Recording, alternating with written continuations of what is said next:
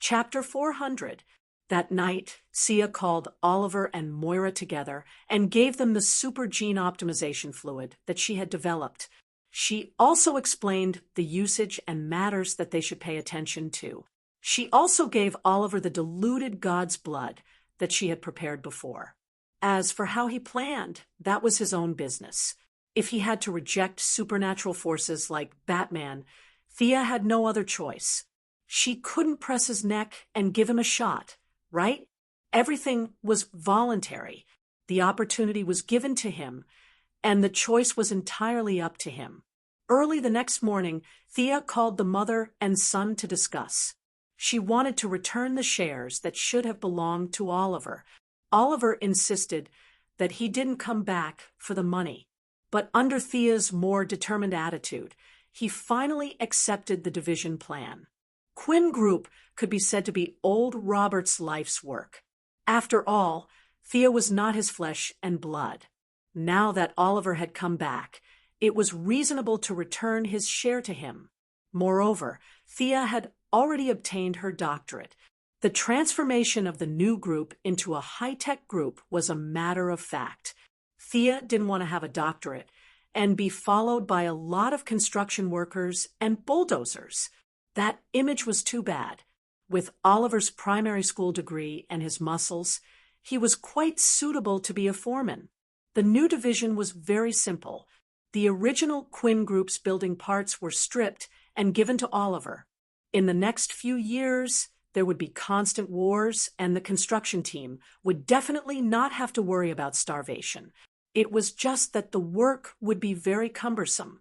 After getting rid of the construction part, only the new R&D department, the medical department, and the new polymer compound department were left. Thea's wealth, which was originally close to Luther and Batman's, was cut in half.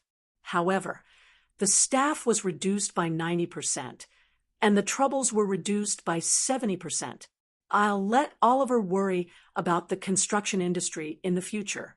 After 2 days of relaxing and happy days, the debate at the 5 permanent shareholders meeting finally spread among the higher-ups. Thea was urgently summoned to the Batcave. The P5 held a national meeting. Thea and the other heroes held a small meeting in the Batcave. Superman, the Martian Manhunter, Thea, Diana, and the landlord, Batman. There were exactly 5 of them. Thea had originally wanted to introduce the Martian Hunter and Diana to each other, but she did not expect that the 2 of them not only knew each other, but were also quite familiar with each other. Come to think of it, it wasn't surprising. The Martian Hunter had been on Earth for 200 years, and Diana had also been in the modern world for more than 100 years. It was normal for them to know each other. Everyone, the Big 5, has been discussing the hundreds of thousands of aliens for 3 days. What do you think about this matter? As the convener, Batman was the first to speak. Let's heal their bodies first. I only glanced at them at that time. Many of them are already very weak. Superman was the first to speak. Only by confiscating their weapons can we provide them with food. The Martian Hunter also expressed his opinion. Thea and Diana also said something similar. The few heroes had similar views on this point. No one would say that they should kill all the hundreds of thousands of aliens. That would be too unjust. The initial plan was set, but there was an important disagreement on the follow-up arrangements. Superman, based on his own experience, believed that they should cultivate their feelings for Earth and even arrange a job for the aliens. The Martian Manhunter believed that they should be kicked out immediately. Diana, on the other hand, believed that they should be settled and divided into areas for them to live in. The 3 of them felt that they made sense. Their voices became louder and louder, but no one could convince the other. You met the president before you came? Batman watched them argue calmly. He was not anxious at all. He turned his head and asked Thea, who was also watching the show. Thea wanted to laugh when she thought of this. Mr. President actually thinks that we should settle the aliens in Afghanistan and withdraw the U.S. military. I'm dying of laughter. Batman snorted. You're going to New York tomorrow. What do you think about this? Thea did not think too much about it. She said firmly, accept them. The future of Earth needs to unite all the forces that can be united. They are also intelligent life and are not much worse than us. She could not talk about Doomsday and Darkseid, but this time, Brainiac was also a big threat. Thea continued, did you see the robot on the spaceship this time? That was just one of Brainiac's countless clones. Krypton was so powerful, but it was destroyed. I don't think Earth can withstand it. Before Batman could answer, Superman, with his sharp ears, turned his head and asked, was Krypton really destroyed by that artificial intelligence? 70 to 80%. That's the result of the investigation by the Lanterns. There were many opinions about who destroyed Krypton, and Thea did not dare to say with certainty. Superman was immersed in the tragic death of his own kind. The Martian Manhunter and Diana were also not in the mood to argue. At the end of the day, they were all worried about nothing, and no one cared about their opinions. When Thea made it clear that she supported her lover, Batman considered carefully and agreed to Diana's relocation plan. It was a little far from the Martian Manhunter's goal, but it was still a compromise. He finally agreed, and Superman had no choice but to give up. The next day, Thea, who was getting better and better, had to go to New York to be questioned by the P5 and persuade them to pass the resolution. Professor Quinn. An old man asked first. Yes, Thea had studied hard for 5 years and finally got rid of the title of Mississippi. This incident had fully demonstrated her intelligence, and the title of professor in front of her name was well-deserved. Can't those aliens be sent back to their original planets? Thea nodded slightly. Gentlemen, among the 20 glass domes, the results of our investigation so far show that only 7 of them still have signs of life, and their planets have long been destroyed. Collecting the essence of the cities and destroying the others' planets has always been the Collector Brainiac's policy. Currently, there is only one planet that has not been destroyed after being collected, and that is Earth. After dealing with them so much, Thea also understood the principle of getting along with this group of people.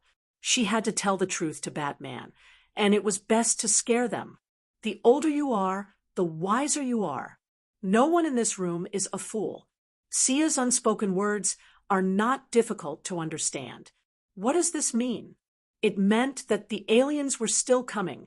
These people all understood the principle of driving the wolves to devour the tigers, and the 2 people who were originally tough immediately softened. Thea finished her statement and left. The debate in the room continued for another day. After Thea slept, they finally came to a conclusion. They would be concentrated in the desert of Nevada, and a coordination and supervision committee would be set up to solve all the conflicts between the aliens and the Earthlings. The main person in charge would be Professor Thea. What was this? Thea was a little amused. A real-life version of Area 51? Chapter 401. The first thing Dr. Thea did after taking office was to set up a team of guards and coordinate the relationship. How to coordinate? By talking. The committee must have its own armed forces. After a few discussions, the maximum number of guards was set at 5,000. This would be the armed forces under the committee's control. Thea finally had some visible armed forces. After all, there was a limit to the bodyguard team. 100 people was already too much. Any more would be inappropriate. Now that she had received official approval, Thea directly cleared more than 500 people from Death Knell's dark forces and joined the guards under various names. These people would be the backbone for a long time in the future. She did not let go of the few alien cities on the other side, either. She found a city with the largest population, and Sia and Fiora mixed in with the atomization. She brainwashed a few leaders and made up a story that Fiora had fallen to another planet after leaving Earth and was later kidnapped by Brainiac. The future management committee would have 7 seats. The alien cities would choose 3 representatives to occupy 3 seats, and the Earthlings would occupy 4. Thea would occupy 1 seat. The Heavenly Eye Society would occupy 1 seat. The government would occupy 1 seat. And the military would occupy 1 seat. Thea wanted to strengthen her voice. She wanted to rope in a few representatives on the surface and mix sand with the aliens behind their backs. She wanted to have this armed force firmly in the palm of her hand. There were many restrictions, but the benefits were also great. Other than nuclear bombs, all weapons could be installed. In order to prevent the aliens from having any special abilities, the Heavenly Eye Society also provided a portion of their secret black technology to support the committee: anti-gravity miniature plastic energy network, electromagnetic signal isolation cabin, quantized cage. Both Amanda and Steve Trevor of the Heavenly Eye Society were quite cunning. They slightly twisted the decision of the higher-ups and provided Thea with defensive equipment. Of course, Thea did not agree. Now that she had the support of the P5, she could enter the president's office whenever she wanted. She wasn't afraid of the Heaven's Eye Society at all. Today, she could pull in a councilman, and tomorrow she could pull in a general. The Heaven's Eye Society couldn't win against her, so they could only provide her with a blueprint for an advanced laser gun. Thea was still not satisfied. If she developed the finished product herself, who would it belong to? This was a scientific research mission, not a preferential condition. Then what exactly do you want? Amanda felt that Thea was indeed easier to talk to than other superheroes, but this was both a strength and a weakness. Other superheroes, such as Batman, came and went in a hurry. They would leave after they finished speaking. Who could sit in her office for 3 hours? I want to visit the Black Room. Thea stated her condition. Amanda thought about it and shook her head. No Esper can enter the Black Room. This is the iron rule of the Heaven's Eye Society. Sightseeing was just an excuse. She was just an ordinary person who couldn't keep an eye on them. She couldn't open her mouth. Thea snorted. In the future, the Heaven's Eye would meet a great enemy, and Constantine had gone in. She had never heard of any iron rules. These people would not give up until they saw the coffin. However, she did not want to push Amanda too far. Some of the things in the Black Room were indeed heaven-defying. Espers weren't allowed to enter. From a broad perspective, it was a wise decision. How about this? I won't go in. Help me take it out. I only want one thing inside. Thea took the initiative to lower her request. What is it? I'll say it first. I can't give you the dangerous things. Amanda was helpless. A superhero played administrative tricks on her every day and hit her soft spot. This made her want to die. The headquarters of the Heaven's Eye Society was right there. She couldn't hide even if she wanted to. Merlin's sword. Thea naturally wouldn't mention Dr. Fate's helmet, the heart of darkness that hid the eclipse of darkness, or the tank with the power of Godspeed. She didn't understand those things or couldn't control them. They weren't suitable for her now. If she remembered correctly, Merlin's staff was also hidden in the Black Room. She weighed the 2 weapons for a long time. In the end, she chose the sword according to her intuition. Merlin's sword? Amanda was in contact with these things every day. Although she was just an ordinary person, her vision was probably better than many extraordinaries. In her impression, these weapons were useless in the hands of ordinary people or even extraordinaries. They were only useful in the hands of people with special bloodlines. This made her guess about Thea's bloodline. Thinking that the sword was indeed useless, Amanda finally nodded and said softly, "This time, it's not the Heaven's Eye Society that's helping you. Remember, it's me." Thea smiled but didn't say anything. It wasn't difficult to return the favor. Amanda's ability to seek death was second only to Louise Lane. Superman wouldn't come to save her. When the time came, She could just help her. After waiting for half an hour, Amanda handed a long box to Thea. The call from the bloodline couldn't be faked. Thea didn't open the box on the spot and chose to leave alone, which made Amanda a little disappointed. When she returned to her residence, she opened the simple box. Just by looking at the surface of the box and the gorgeous decorations with a hint of antiquity, she knew it was worth a lot. She opened the lid and saw an almost transparent sword lying in the box. Thea grabbed the hilt and took the sword out. Her wrist shook lightly and made 2 strokes with the sword. Light and flowing, the toughness and hardness were just right. Thea sighed. Good sword. Thea had seen a few swords. Whether it was Diana's Vulcan sword or her own Godslayer, magic swords were all high-quality divine weapons and magic weapons. This Merlin's sword was slightly inferior to the previous swords in terms of material, but the touch of the bloodline made this sword in Thea's hands several times more powerful. It was a traditional English longsword, 90 centimeters long, with a cross-shaped handle and no extra decorations. As it danced, the transparent blade emitted a faint blue light. This was a natural reaction after it merged with the magic in the air. Thea injected her own magic into the sword. The originally faint blue light instantly turned dark blue, and the blade produced an invisible vibration. If one listened carefully, they could even hear a very faint chee-chee sound. With a light flip of the wrist, holding the sword, she slashed it from the bottom to the top. A deep blue light flashed, and the metal frame 10 meters away was directly cut in half. Thea looked at the cut. It was clean and smooth. It didn't look like it was cut by a sword. Instead, it looked like it was cut by water, wire, or other modern machinery. She aligned the 2 ends and carefully observed it under the sunlight. The cut area was very small, and the sword light was as thin as a piece of paper. It easily cut through the metal. She injected her own attributes into the sword. Overall, the sword was very inclusive. There were only slight differences in each attribute.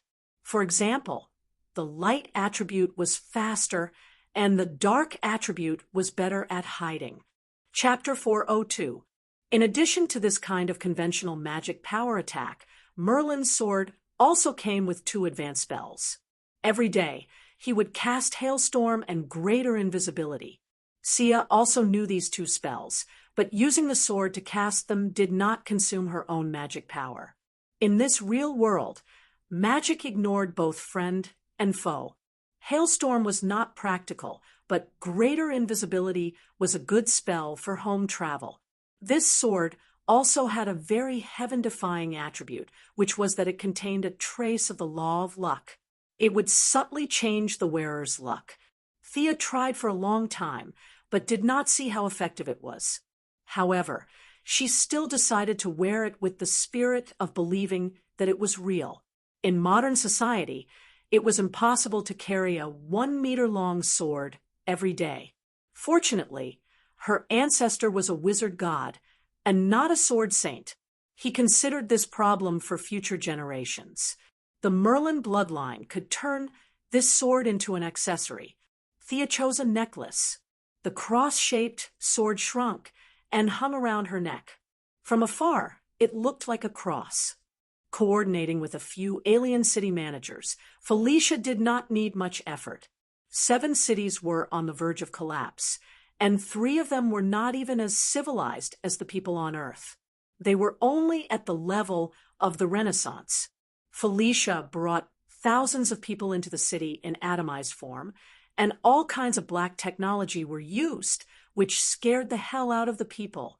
There were 2 other cities that were similar to the civilization on Earth.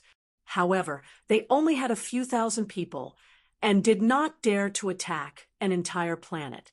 The remaining 2 cities that were more advanced than Earth had developed their own pseudo-artificial intelligence. However, they were now controlled by Brainiac. Before Thea and the others entered the city, they had just cut the artificial intelligence into pieces. Now, they trembled when they saw a tablet and had high blood pressure when they saw a laptop. Thea unexpectedly gained a lot of fear energy from them. It was obvious that these people were frightened by Old Boo. It was very easy for Fiora to blend in. She just had to rewrite the memories of a few people. They all agreed that Fiora, who had wandered to their planet, led them to destroy the artificial intelligence. They all elected Fiora as their representative and successfully helped Thea to get a seat in the committee. One of the government seats was confirmed to be held by Senator Joan Finch of Kentucky. This middle-aged woman was Moira's political ally, the rotating chairman of the Anti-Superman Committee. Generally speaking, she was quite friendly with Thea. The military representative was Thea's old acquaintance, General Ryan. Of the 3 alien seats, Thea had won, the government had won, the military had won, and the Heaven's Eye Society had yet to be decided. It wasn't until 2 weeks later that Amanda's appointment was suppressed and Steve Trevor was appointed instead, perhaps due to consideration of the balance between the various parties. The government was mainly in charge of funding. The Heaven's Eye Society was in charge of high-tech weapons, the military was in charge of conventional weapons, and Thea was in charge of personnel.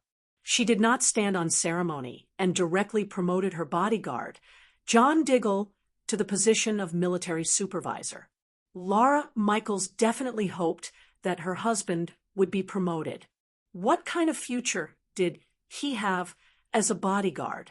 Even though she was Amanda's hardcore supporter, this didn't stop her from using her connections in the Heavenly Eye Society to convince Steve Trevor and obtain the approval of the Heavenly Eye Society. The military considered that Diggle was from the Kandahar Special Forces, and the government considered the black man's skin color. Many parties were very satisfied with this choice. The black man was like a slacker in the original Space-Time Green Arrow team. In fact, his military qualities were good, and he was a standard soldier. Being a superhero couldn't bring out his strengths. Now that he was in high spirits, he led by example and trained the 2,000 soldiers recruited in advance in an orderly manner. It would take time to twist this force into a rope. However, Thea herself and the people she had promoted were in the open. In the dark, there were mercenaries controlled by Fiora and Death Knell. They could control this committee and even go one step further and develop it into a World Security Council like Marvel. As the future situation became more and more difficult, this wouldn't be difficult. Thea, who thought that she would spend the weekend in the district, received a phone call and rushed back to Star City by plane. She was back for the wedding. It was funny to say that it wasn't a young person's wedding. It was the wedding of Felicity's mother and Laurel's father. Thea wasn't too surprised when she heard the news at first, because she remembered that the two of them were a little interesting in the show, but it didn't develop into anything else. But in this space-time, because Felicity and Laurel had met in advance, their parents had also met in advance. One's husband was in prison, and the other's wife was divorced. The two middle-aged people unexpectedly hit it off, and they actually came up with a marriage plan. She rushed back to the Quinn family's old house. As the mayor of Star City, Moira had to be there to congratulate Detective Lance. As Felicity and Laurel's friend, Thea had to be there. Oliver had now reconnected with Shadow, and even Thea saw that he was living in Shadow's apartment. Of course, Oliver's excuse was that he was taking care of Old Yao's daughter. Shadow was a Star City police officer, and as a friend of a police officer, Oliver had to be there. Although the family of 3 had different reasons, their destination was the same. They were going to the church together. There weren't many people at the church entrance, but Thea really knew a lot of people. At a glance, she saw a tall man in a well-ironed suit who exuded a melancholy aura. He was Bruce Wayne. "Why are you here?" Thea asked in a low voice. "Detective Lance invited a lot of police officers, and I'm considered one now. Plus, I know Laurel and Felicity too," Batman said arrogantly, and only lowered his voice at the last sentence. Thea took a closer look. It was true. Detective Lance was chatting with Gordon Sr. Beside them was a tall black man with a buzz cut who would speak from time to time. Judging by his rank, he was also a detective. "Who's that black man over there?" Thea didn't recognize him, so she turned to ask Batman. "Joe West, a serious and responsible detective in Central City." Batman said seriously. Thea understood. "Isn't that Barry Allen's father-in-law? Detective Lance has quite a wide circle of friends." Thea left Batman the back of her head and walked to the side because she saw Felicity and Barbara. "Hey, how do you feel now that you have a stepfather and a sister?" Thea patted Felicity's shoulder jokingly. Felicity's face was hard to tell whether she was happy or sad. Her mouth was half open, and her eyes were not as bright as before. It was obvious that this sudden incident had caught her off guard. She wouldn't object, but she wasn't prepared to agree with both hands. More importantly, she knew Detective Lance and Laurel before, and now that they were suddenly family, the IT heroine didn't know how to react. Thea watched the scene with a smile. Felicity didn't know that Sarah Lance was still alive. When they fought Nanderbart, they didn't find any trace of Sarah Lance. She must have been trained by Talia's sister, Nissa. Felicity was a few months younger than Laurel and 2 years older than Sarah Lance. When the three of them got together, it would be even more lively. Chapter 4:03. While the three women were chatting and laughing, Sia and Barbara were mainly teasing Felicity. Not long after, Laurel arrived at the scene. Beside her was Thea's other brother, Tommy Merlin. The two of them had trained well in the bloody Gotham. As criminals, the two of them had a stronger presence than Shadow in Star City. As the leader of the Raptor Squad, Barbara naturally had to greet them. However, she stopped after taking 2 steps because she saw Oliver holding Shadow's hand and blocking the two of them. Laurel, Tommy. Oliver didn't know how to feel when he saw his best friend and his former love holding hands. However, he couldn't pretend that he didn't know them. He went up and greeted the two of them affectionately. Oliver. Laurel and Tommy had similar thoughts. They didn't know how to face him. Although the recent news was covered by Thea saving the metropolis, there was still news of Oliver's return from the island. The two of them naturally saw the news, which was why they didn't return to Star City. Longing, guilt, old feelings, friendship, and love were all mixed together. Even they couldn't understand what was going on, let alone outsiders. "I heard that your brother is in a relationship with Laurel's sister. How promiscuous." Barbara, who was watching the scene from afar, said to Thea with some dissatisfaction, "That's not even close." Thea thought to herself, Felicity from the original space-time and Helena from the Raptor Squad, who didn't come today, were all in a relationship with Oliver. These women all knew that he loved Laurel, but they all forgave him. What kind of F***king charm was this? Barbara said it was fine, but she didn't expect Thea to scold Oliver with her. Seeing that the atmosphere was too awkward, she quickly pulled Thea and Felicity over to join in the fun. With the addition of the three of them, the atmosphere became much livelier. These 7 people were more or less related to each other. Laurel was also uncomfortable with the idea of reorganizing the family, but she had always been generous and didn't reject Felicity. Felicity was a homebody in private, but she had been the vice president of the Quinn Group for several years, so she had no problem dealing with the situation. With a few jokes, there was a harmonious atmosphere between sisters. "Thea, did you see Sarah when you went to Purgatory Island?" Oliver pulled Thea out of the crowd and asked softly. Thea's high IQ allowed her to recall what had happened back then in a 1/10 of a second. She had rescued Sarah and then boarded the Wave Rider. The future Sarah had thrown her to Nessa. In other words, Oliver did not see Sarah on Purgatory Island. He probably did not know, that Sarah was still alive. When it came to time travel, the Wave Rider, and a lot of other things, Thea thought about it and told the truth. I did see Sarah, but I ran into a lot of trouble later and got separated from her. If I'm not mistaken, she should still be alive. Can you use those spells to find her? No, I can only find you because of the blood connection. It's hard to find Sarah in a sea of people. I don't learn divination spells. Thea directly rejected Oliver's suggestion. It was not a bad thing for Sarah to have some training. She had stolen her sister's boyfriend when she was young. Thea had only helped her when she had met her sister. She had objected to it when Oliver wanted her to go out of her way to find Sarah. Hi, I didn't mean to eavesdrop on your conversation. Are you looking for someone? I'm a crime scene investigator. Maybe I can help you. Before the siblings finished their words, a very magnetic voice interrupted them. A young man with a sunny face and a tall figure smiled and extended his hand to the two siblings. Barry Allen, Central City Police Station Criminal Investigation Division investigator. The brother and sister shook hands with him and introduced themselves to each other. They could be considered to have met each other. Oliver felt that the young man made him feel very comfortable and liked him a lot. Thea didn't know what to say. Was Joe West unhappy that Star City had been peaceful and stable for the past few years, and that Lance's salary had been raised a lot?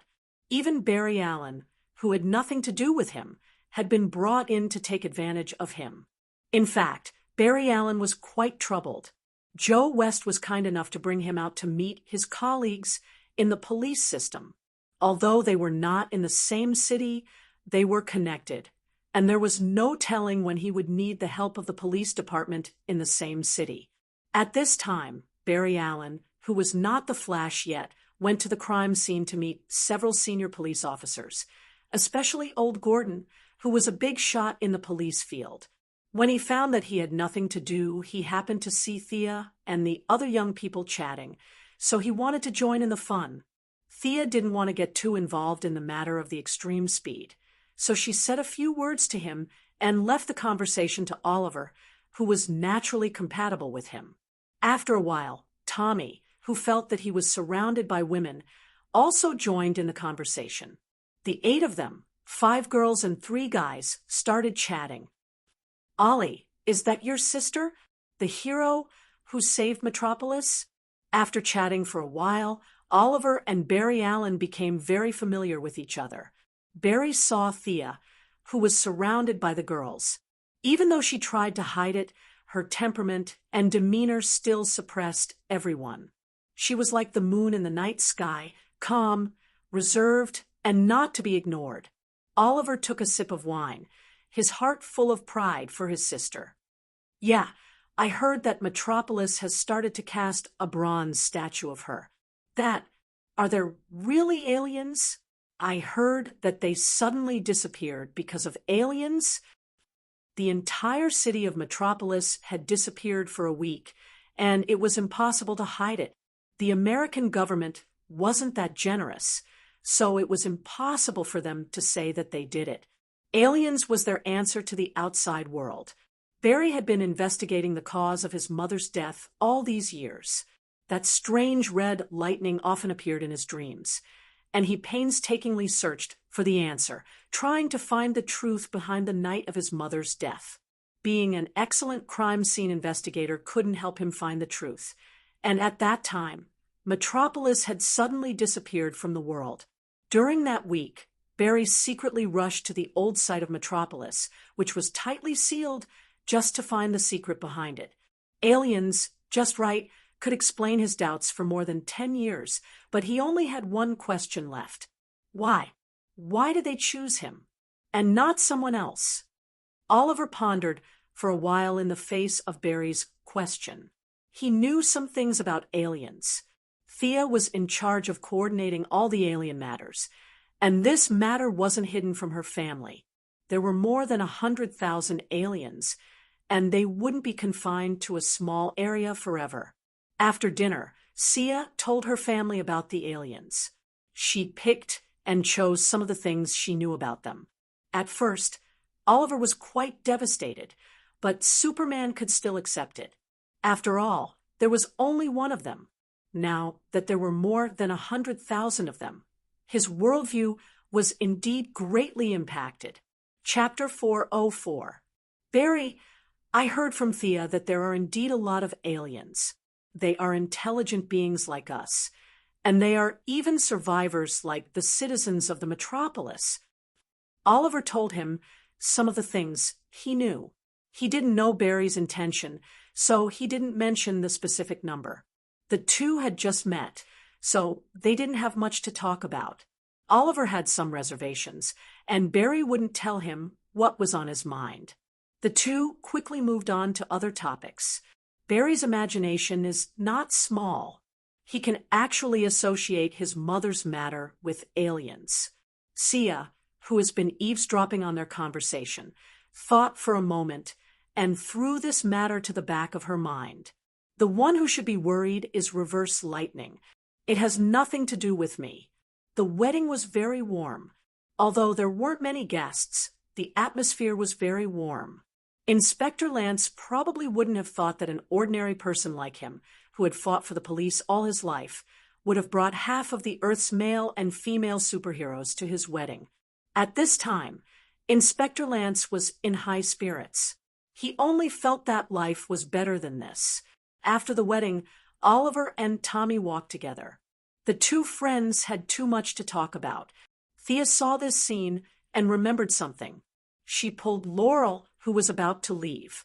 Under Laurel's puzzled gaze, Thea handed her a silver-white suitcase. You know my ability, right? This is for Tommy. I didn't know how to give it to him. You can give it to him.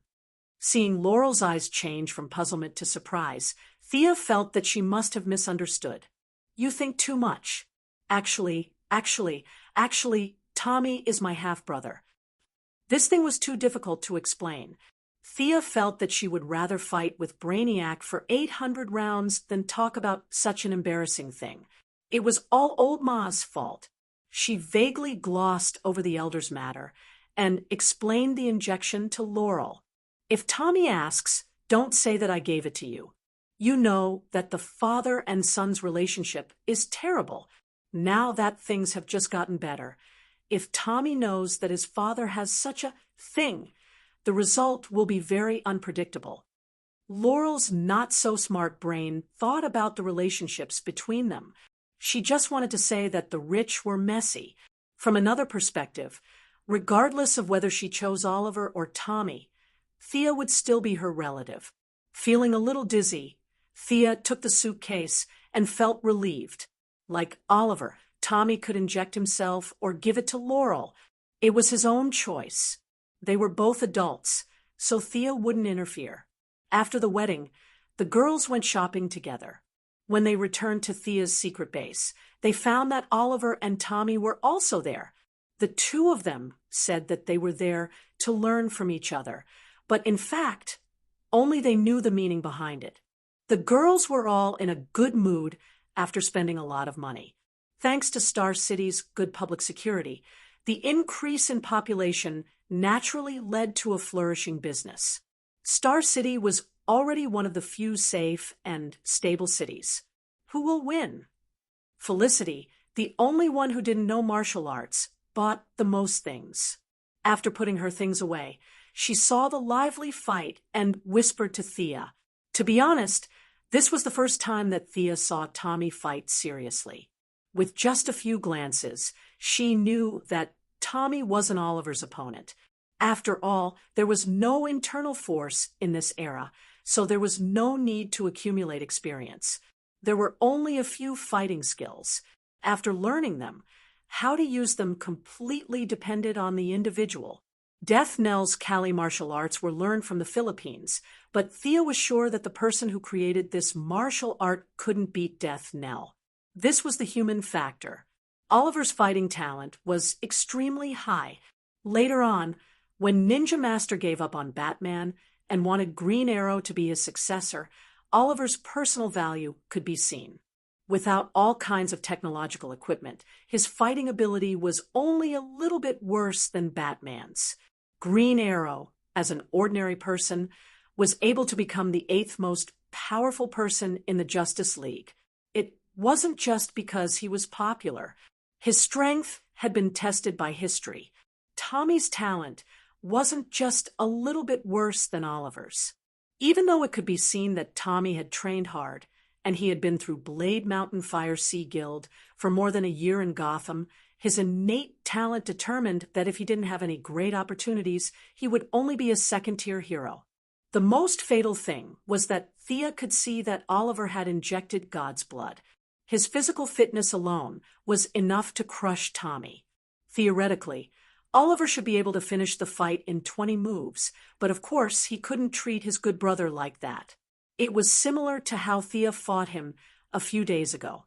He slowed down a little, and the two of them seemed to have practiced quite well.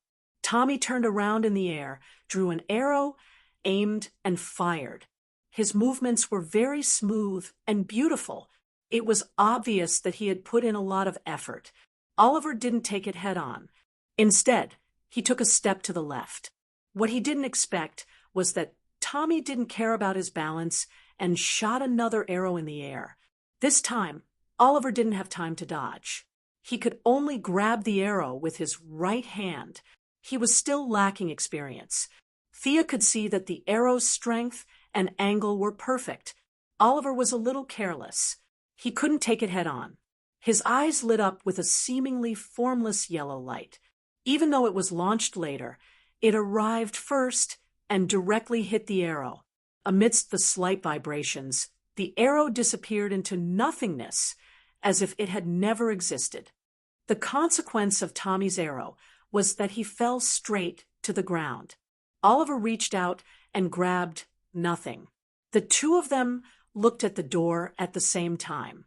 Only then did they realize that a bunch of women were watching the show. The two men were a little embarrassed.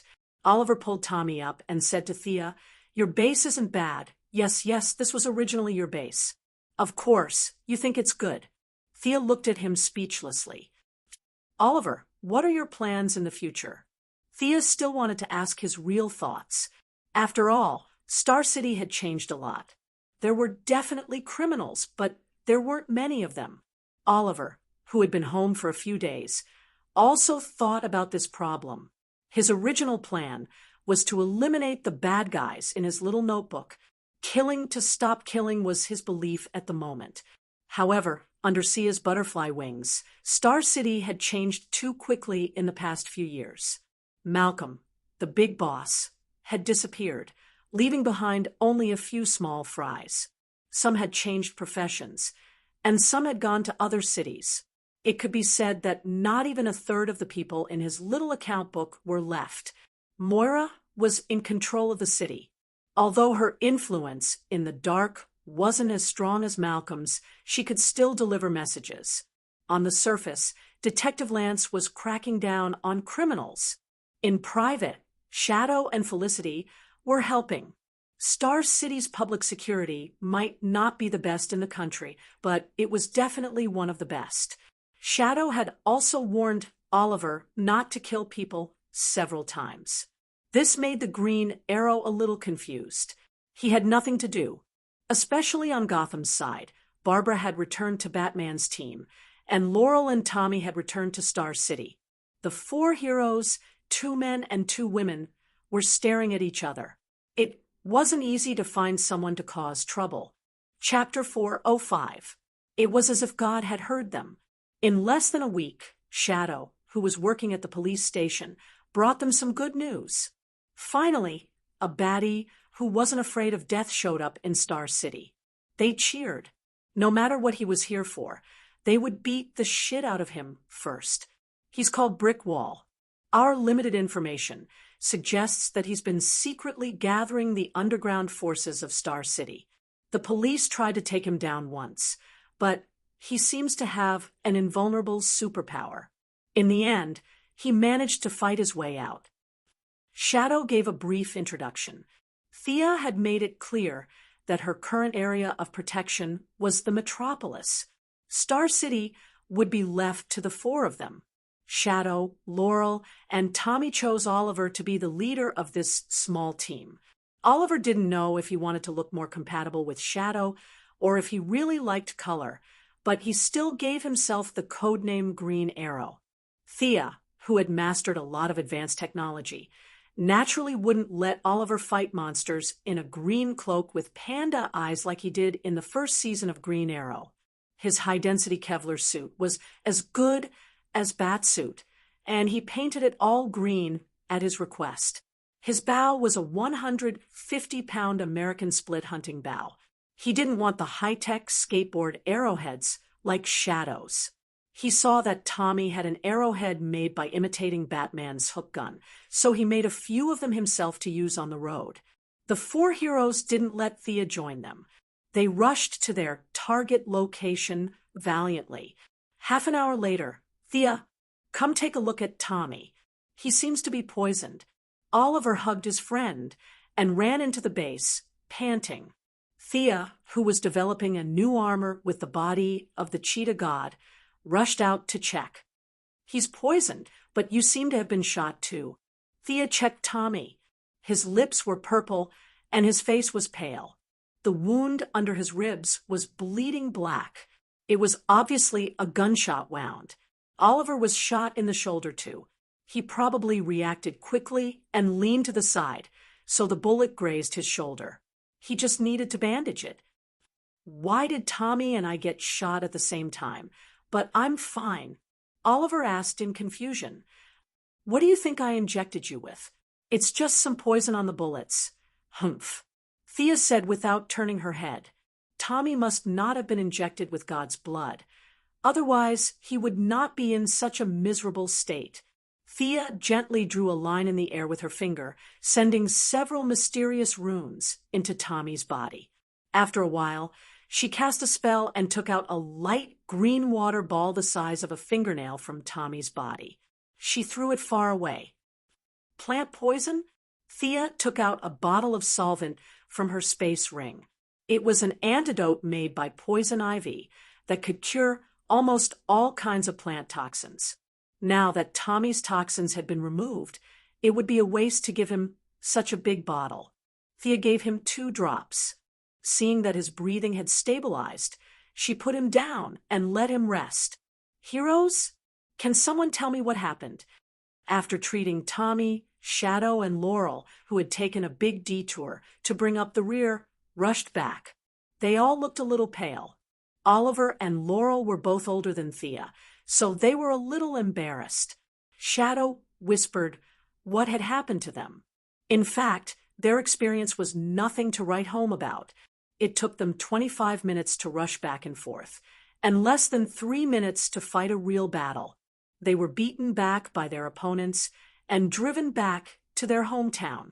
Brick Wall is that strong? Thea was in disbelief. Brick Wall in the TV series was a clown. He was so cocky every day, asking everyone to shoot him as a test of his endurance. Thea did not think that the new Green Arrow team, which was several times stronger than the original Space-Time series, could be defeated by such a simple-minded guy. We didn't fight Brick Wall, but he did use his body to block my arrows. It's said that he's invulnerable. However, we were mainly defeated by a sniper. His marksmanship was extremely accurate. At least, I've never seen anyone with such good marksmanship. As the team leader, Oliver had to express his opinion. Oliver described the sniper's appearance again. Thea knew immediately. His marksmanship was very good. He had a high-tech infrared scope in his right eye. He was wearing a special bulletproof vest and had a silencer on his arm. Wasn't this guy Death's shooter? Why was he in Star City? And why was he with Brick Wall? Amanda must be really busy. It was a miracle that she did not try to catch him. Oliver did not ask for her opinion. He continued, I know the woman who made the deal with Brick Wall. Her code name is White Porcelain, but people who know her call her Canaway. She is the leader of the triad. Sia's brain spun several times before she remembered who this person was. It was not her fault for having a bad memory. This person was really a minor character, and he was the kind of person who did not commit any major crimes but had committed a lot of minor crimes. She turned on the city's surveillance and pulled up the video of their battle. Looking at the white-haired Asian woman, Thea pursed her lips. Her skills looked mediocre. However, brick wall, white porcelain, and Death Shooter's team composition was very reasonable. Brick wall took the damage from the front, white porcelain with 2 short knives in her hands, and Death Shooter, who was a powerful long-range attacker. Compared to their team composition, Green Arrow's team was much weaker. 3 of them were archers, and there was also Laurel, who was just a bystander. It was not a loss for them to be defeated by the opponent. Moreover, Green Arrow's role in this team was not reflected. He lacked cooperation with the others. Obviously, they were stronger overall, but they were still defeated. The problem of cooperation was what Green Arrow's team lacked the most. Do you need my help? Thea felt that they probably did not need it, but she still asked. Oliver did not let her down. He immediately waved his hand. No need. We can solve it. What a joke. Green Arrow felt that if he was reduced to the point where he had to rely on his sister, he would not be a hero. He should just go back to Purgatory Island and fish with Yao Fei. Thea nodded silently. She did not participate too much in this matter. She watched as the others pulled Tommy, who had just woken up, to the side to practice. She continued to work on her armor. In her eyes, the brick wall was just a paper wall that could be kicked down with a single kick. Judging from his genes, this person should be a little mutated. However, his strong body also came with some side effects. There was something wrong with his brain. Green Arrow could defeat him in a one-on-one fight. There was really no need for her to worry. Her good days did not last long. Trouble came to her the next day. Miss, you may not know me, but Boss Merlin asked me to ask you for help. A middle-aged man with a somewhat valiant temperament said respectfully to her. I know you. I went to your bar to drink. Something happened to Malcolm? Thea narrowed her eyes and stared at the middle-aged man. Chapter 406. The middle-aged man was Malcolm's henchman. He was the owner of the bar Thea went to when she was drunk. He had left Star City with Malcolm a few years ago, and they had never met again. Although she did not know the man's name, Thea knew who he was. Yeah, you really have good eyesight. The middle-aged man reached out and wiped the cold sweat off his forehead. He usually had the courage to fight with more than 10 people alone, but now he was completely defeated by Sia's scrutinizing gaze. He couldn't explain why, but it was fear. What the hell is going on? Malcolm asked as he wandered around the world in confusion. To be honest, Thea was a little worried about him. This world was too complicated. He was almost invincible in Star City, but he was not safe in the outside world. The middle-aged man did not dare to delay and told her everything he knew. Get to the point. You understand the point? Sia suppressed her impatience and listened to the middle-aged man talk for 5 minutes about what Malcolm had been through. He talked about how they had cut off the gangsters' fingers to get information, and how they had been chased all over the city by the local gangs. The middle-aged man rambled on for a long time, but did not get to the point. Point? We did not find anything important. Our boss did not contact me once every 7 days, as we agreed. That's why I came to find you. The middle-aged man got to the point, and Thea breathed a sigh of relief. Malcolm's henchman was loyal, but his ability was not. You know about my relationship with your boss, right? Yes, you are father and daughter. That makes things easier. Do you know who Malcolm was in contact with in the end? The middle-aged man thought for a moment. I think he was looking for the leader of a brotherhood. Thea was speechless. There were many brotherhood groups in America, such as the Defias Brotherhood in the game and the Mutant Brotherhood in Marvel Next Door. The big ones could turn the world upside down, and the small ones were just a group of otakus. The Haitian Brotherhood. It's in a small bar in New York. The middle-aged man finally gave Thea a specific target. The Haitian Brotherhood, is that where Midnight Daddy lives? Thea asked in confusion. Young Mrs. Wise. That's right, this is the place. The middle-aged man flattered. Father Midnight was a famous voodoo sorcerer in the dark world. He was both friend and foe to Constantine. He was not a good person, but he was not a bad person either. He was more like an information broker in the magic world. Thea had also spent a lot of effort to investigate the current mages, such as the infamous Constantine, Zatanna, the Grand Mages, and Grand Alchemists of the Cold Flame Church, and naturally, this included Father Midnight. She had investigated them one by one. It had to be said that this was the end of the magic era. The glory of magic was far away, and technological products were everywhere. The amount of magic in the natural environment was extremely low, and magic had been reduced to an awkward state similar to martial arts. You don't need to accumulate, or rather, you can't accumulate at all. As long as you know the incantation, it's fine. Your spells aren't that powerful, and mine aren't that powerful either. There were powerful spells in the books, but not many people had the magic power to cast them. The most obvious example was Constantine.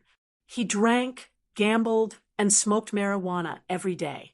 He had never seriously meditated, but his spells were comparable to those of the Grand Mages of the Cold Flame Church. He was smart and quick-witted, but the other side was not much stronger than him. Thea had once peeped at Mr. E of the Cold Flame Church from a very long distance. This Grand Mage, who never revealed his real name to prevent divination curses, was 1,000 times more diligent than Constantine. He didn't eat in the morning. He changed his clothes and practiced tantric yoga.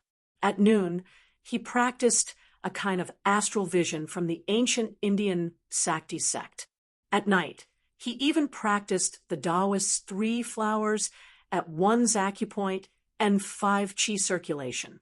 He practiced everything that was related to meditation. When Thea saw this scene, she burst out laughing. If it was in ancient times, practicing like this would definitely be suicidal. The speed of death was even faster than cutting one's throat with a knife. But in modern society, magic power was too scarce. Other than practicing until he became blind, the old man didn't have any great achievements. In the end, this diligent man was defeated by Constantine, who didn't practice magic. His soul was sealed in the sword, and he became a fake old man. From this point, it was not unreasonable to know that magic practitioners were rare in today's society. Every one of them practiced until they were exhausted.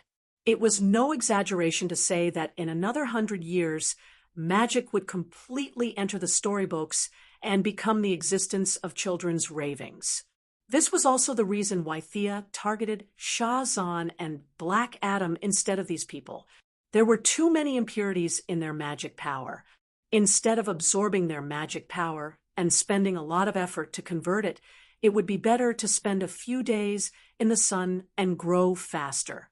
As for the Midnight Daddy that the middle-aged man mentioned, Thea didn't care too much about him. Cold Flame and the others were still thinking about reviving the glory of ancient magic, but this guy was leading a group of street thugs to mark out a territory in the slums of New York to collect protection fees. Even if he had some hidden strength, it was limited. Under the middle-aged man's strange gaze, Thea's gaze left Star City and went straight to New York to search for this Midnight Daddy. After a little effort, Thea finally found this information dealer. At this time, Midnight Daddy was bare-chested, wearing a black trench coat full of bits and pieces. Holding a cookery knife in his hand, his dark face was saying something to his subordinates. There was a bit of magic reaction. It was him. Thea set up a soundproof enchantment in her office, opened a blue portal, grabbed Midnight Daddy's collar, and pulled him from New York to Star City under the horrified gaze of his subordinates. Now that Thea's magic power had greatly increased compared to the day when she rescued the former Minister of National Defense, her skills were also much more delicate.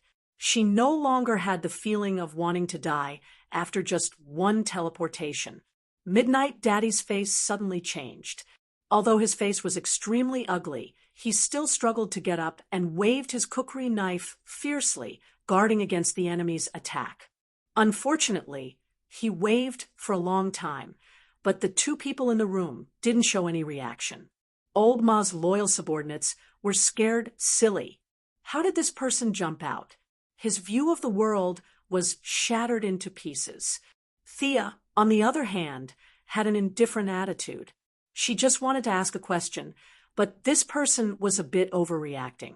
His knife was dancing so fiercely that water couldn't be spilled. She was going to wait for him to calm down first. At the same time, Thea couldn't help but complain. This guy was actually a black person. She had been in contact with too many black people. Midnight Daddy's wrists were sore from dancing, but the enemy didn't attack. Only then did he divert his attention to look around. The window was brightly lit. This was obviously a spacious office, and looking at the buildings outside the window, the floors were not low. In the room, there was a middle-aged man with a demented appearance and a cool office beauty. Midnight Daddy's head was a bit dizzy. This environment was not in line with his world at all. Did he forget to take his medicine in the morning? Why did he come here? Chapter 407. When Midnight's father calmed down, he quickly found the problem. This woman was too calm. She ignored his sudden appearance, ignored the bloody knife in his hand, and even ignored his fierce appearance. Considering all these factors, he had to come to the conclusion that it was this woman who had dragged him here. Just by looking at her with his eyes, he could only feel that this woman was extremely beautiful and had an outstanding temperament. But when he used the voodoo secret technique to investigate, he was shocked. This person's magic power was so strong that it seemed fake. In this big environment, there was such a powerful spellcaster. Midnight's father suspected that the other party had used a camouflage. It was no wonder that he couldn't see through her. It was just like how humans couldn't see through gods. Although they both used magic power, Sia's life level was already higher than these spellcasters from Earth, not to mention her combat power when using magic. The transformation of divine power made her not leak a trace of magic power, and these spellcasters had mortal bodies. From the energy reaction, they were all like moving torches. Thin skin and big fillings, one shot to take them down. Today, Constantine despised this person who picked up the ring and mocked that person who took the cloak. In fact, he was envious in his heart. Otherwise, he wouldn't have taken Shazan's magic power. Who are you? Tell me the truth.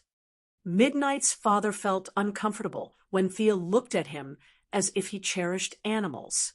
He took out a small piece of dried human jawbone from his jacket pocket and made a sound like some kind of reptile scream, trying to influence Thea's will. Thea scornfully sneered. She brainwashed this and hinted at that every day. She didn't expect that one day someone would come to brainwash her. Look into my eyes, you demon bastard of God, knows how many generations. This guy had some demon blood in him, but it was very thin. Thea didn't want to talk nonsense with him. She asked directly and threw him back. The eye of Horus didn't add energy, but it was a complete emotional impact. The pale yellow eyes directly met Midnight's nervous eyes. The voodoo immediately lost its effect. Even a mixed demon could not withstand the strong emotional impact. No one was immune to fear. A large number of scenes that only appeared in nightmares surged into his heart. Father Midnight's willpower was quickly disintegrating. Just as Thea was about to ask, the trembling Midnight Papa took out a small charcoal figurine from his shirt. It was a simple action, but it took him half a minute to complete. Thea could have stopped him, but in order to see the magic of voodoo, she did not take any further action. Midnight wanted to crush the statue, but his entire body was trembling like a sieve. His hands had no strength at all. The veins on his forehead were bulging, and his white teeth were clenched so tightly that they made cracking sounds. His two hands gripped the statue tightly, and he had to use all his strength to break the statue. A light green breeze that mortals couldn't see swirled around his body. Sweating profusely, he finally escaped from the nightmare. However, due to the intense physical exhaustion, he couldn't stand up for a while. Good move. Thea's eyes lit up a little. The other party didn't eliminate it, nor did he resist it. Instead, it seemed like he had transferred his emotional energy away. Thinking of the many ways that voodoo and shamans had in common, Thea's mental impact was most likely transferred to places like the ancestral mausoleum. Others were deceiving their fathers, but this guy was deceiving his ancestors. Why are you looking for me? Midnight Papa was completely honest, especially after he used his trump card. He found that Thea was sitting on the high chair calmly. Her white jade-like fingers were still twirling the pen. She didn't take him seriously at all. If it was any other time, he would have already called for his underlings to draw their swords and kill him. But now, he couldn't see through Thea's depth. He wasn't a brave and fearless person. He had already decided that no matter what, he would bow his head and admit defeat. I'd like to ask you something. Have you seen a man named Malcolm Merlin in the past few days? Thea's attitude was very good. It could even be said that she was calm, just like how she expressed sympathy for the disaster victims in the metropolis. But this attitude made Midnight Papa almost vomit blood. He thought that she had a big grudge. He was prepared to bow his head and apologize, but it turned out that she just wanted to ask for information, teleportation, and mental impact. Just for this small matter, I have a phone in the bar. Can't you call and ask? He was unhappy, but he didn't dare to say it out loud. He had been wandering between black and white for many years. He was already past the age of hot-bloodedness. He thought for a while. I don't think I took over. I need to go back and ask my men. Thea was very easy to talk to. Okay, I'll give you half an hour to help me ask. Thank you. His words were polite, but his actions were not polite at all. Sia opened another portal behind him and pushed Midnight, who was covered in sweat, back into the portal.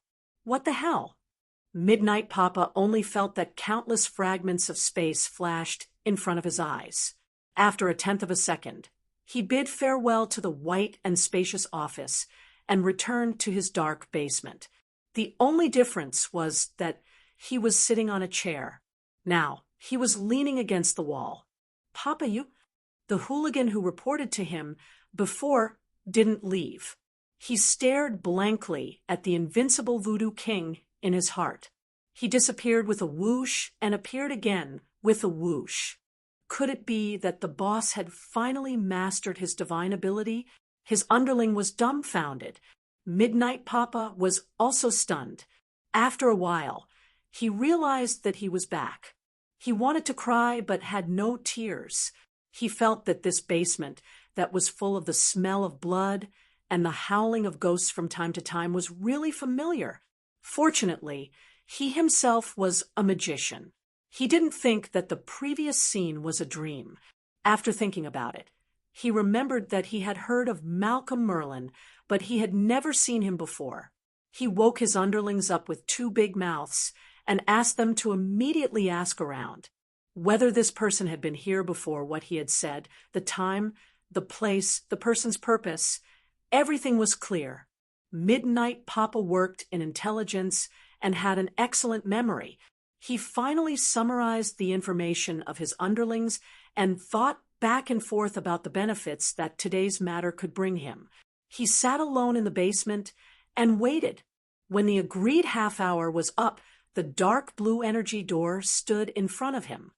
Thea didn't violently pull him in this time, but made an inviting gesture. Midnight Papa took a deep breath and walked in calmly. When he returned to the office, the middle-aged man from before had already gone to rest. Only Thea sat there alone. The savior of the metropolis, Dr. Quinn, you're not as weak as the newspapers reported. You've deceived everyone. You're the most powerful spellcaster I've ever seen. Midnight Papa was in the intelligence business. Thea now appeared in newspapers and magazines every day. There were not many people who didn't know her. It was just that Midnight Papa didn't associate the two of them before. They were not on the same level at all. What president? This was too far from his world. Chapter 408. The series of attacks had stunned him, not to mention Thea. Even if the president was standing in front of him, he might not be able to recognize her. But half an hour later, he calmed down. The truth was a little scary, but Thea was indeed someone he often saw in the newspapers and on TV. He flipped through a few newspapers. Smart and determined, calm in the face of danger, calm and collected, but there was not a single word about her being a supernatural. Father Midnight was so angry that he burned the newspapers in his hands. They were all liars. Those who appeared in the newspapers were liars, and those who wrote the newspapers were also liars. The most infuriating thing was that he had always believed in them. However, knowing Thea's true identity was of no help to his current situation. As a Haitian illegal immigrant, he could not call the police to arrest a billionaire with great influence in politics, business, and the military. In the end, he would end up in a bloody battle with the New York police in the streets until dawn. After thinking about it, he had no choice but to step through the portal and become an honest intelligence reporter. But before he spoke, he still pointed out Thea's identity in an attempt to salvage some of the disadvantages. Thea was indifferent. There were many people who knew her identity, and there would only be more and more in the future. She did not expect to hide it forever.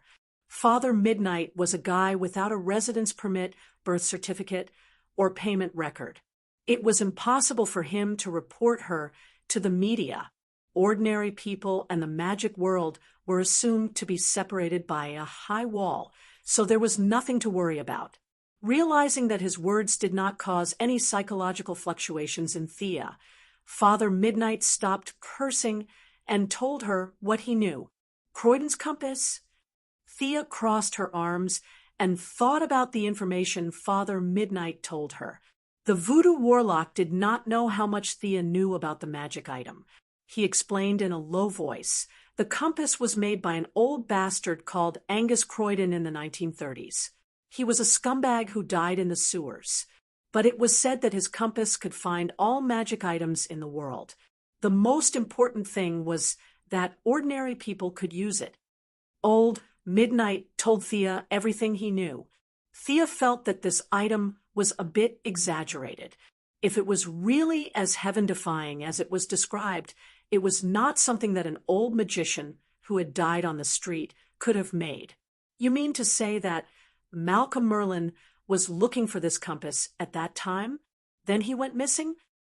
Yes, my information only showed that the compass was in Norway. After the deal was completed, he left New York. Even though Midnight's father wanted to be firm, he didn't have enough confidence. In the end, he was still a little humble. This old ma just couldn't stay idle. Back then, Thea tricked him into searching for his roots and ancestors just to avoid a conflict between him and Green Arrow. She didn't expect that the old man had such a talent for detective. Relying on a mess of clues, he forcibly took a step from the world of ordinary people to the world of magic. Unsurprisingly, he was trapped in a small area. Thea did not feel the loss of her bloodline, and with Malcolm's resourcefulness and agility, she should not be in any danger for the time being.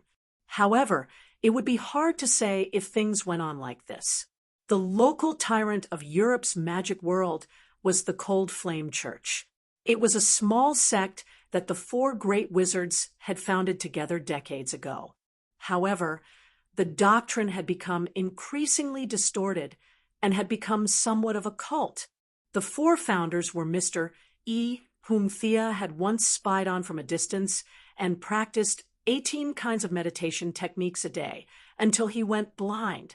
Zatanna, Zatara's father, the great wizard Giovanni Zatara, was said to be the direct descendants of Da Vinci. However, the old man had been dead for many years, and Zatanna was traveling the world to perform magic shows. As for the remaining two, one was the great wizard Sargon, and the other was the master alchemist Tanarak. These few were not like Midnight's father, who was a veteran of magic for decades. Thea could spy on them from a distance, but it was a bit impossible for her to open a portal and drag them out like she had caught Midnight.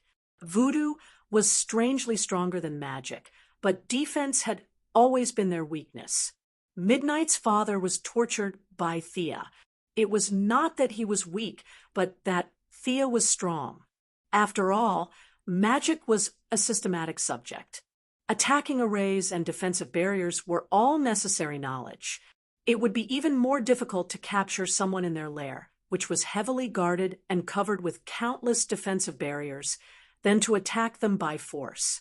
Thea opened a portal for Midnight's father. She did not say anything, but her meaning was very clear. It was none of his business, so he could go and rest. Who knew that Midnight thought for a few seconds on the spot. May I ask, where are you going to find people next? Switzerland, the headquarters of the Cold Flame Vatican, Thea said indifferently, as if she was not going to the cult's nest, but to the neighbor's house. Midnight's father only felt that he was too witty. From Thea's tone, he knew that she had nothing to do with the Cold Flame. Moreover, seeing her domineering questioning him, the possibility of the two sides fighting was as high as 90%. Can I go with you? You still don't know, right? The current doctrine of the Cold Flame is to eradicate all magic users and collect all magic equipment. Thea looked at Midnight's father from top to bottom. This information dealer's magic was very abundant, only slightly inferior to Mr. E and the others.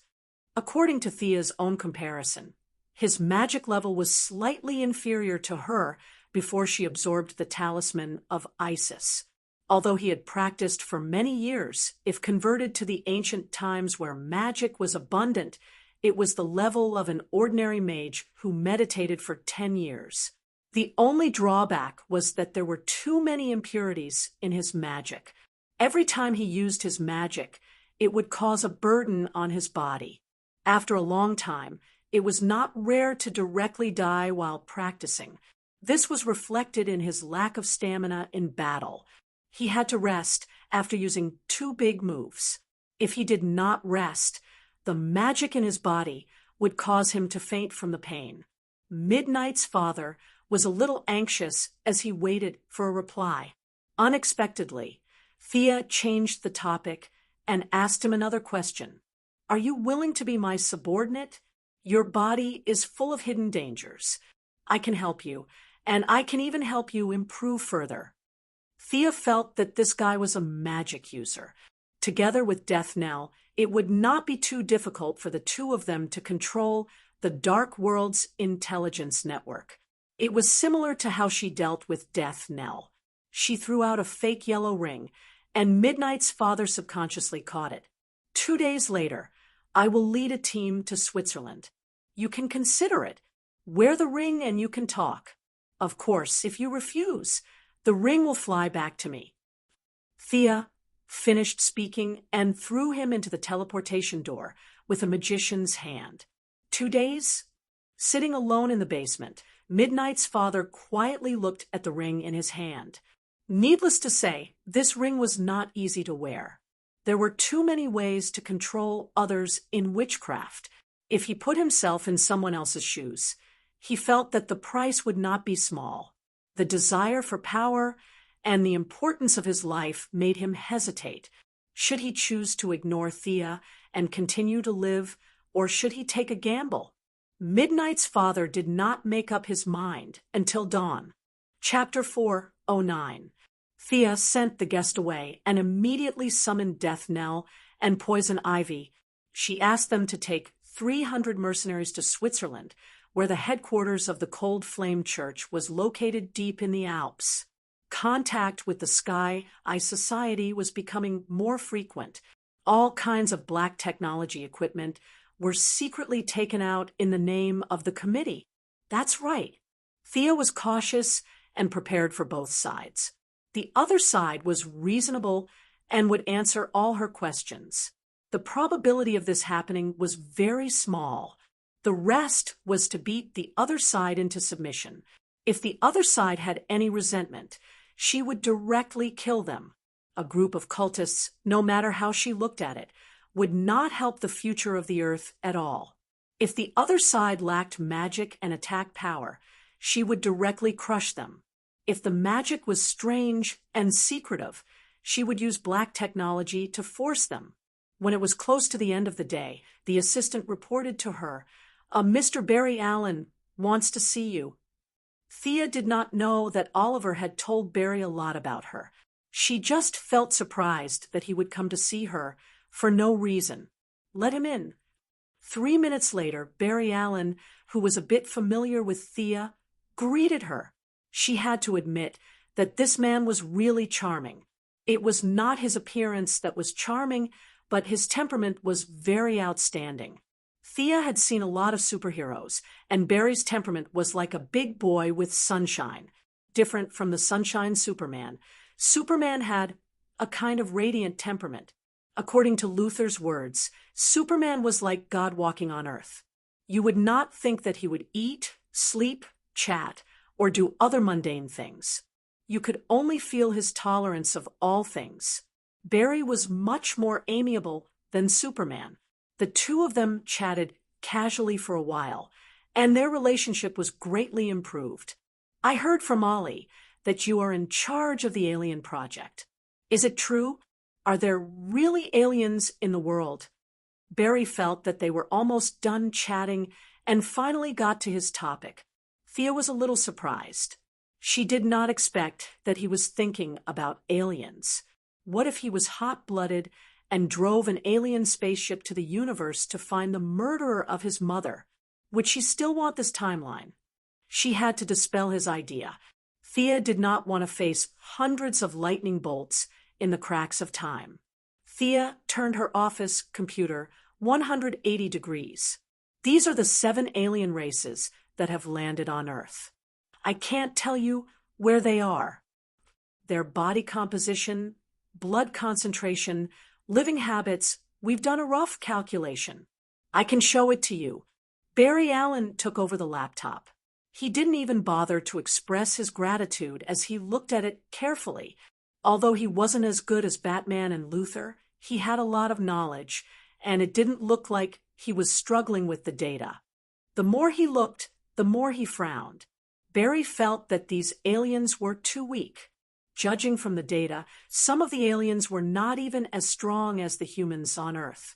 This was too different from what he had imagined before coming here, where they could fly and burrow into the ground.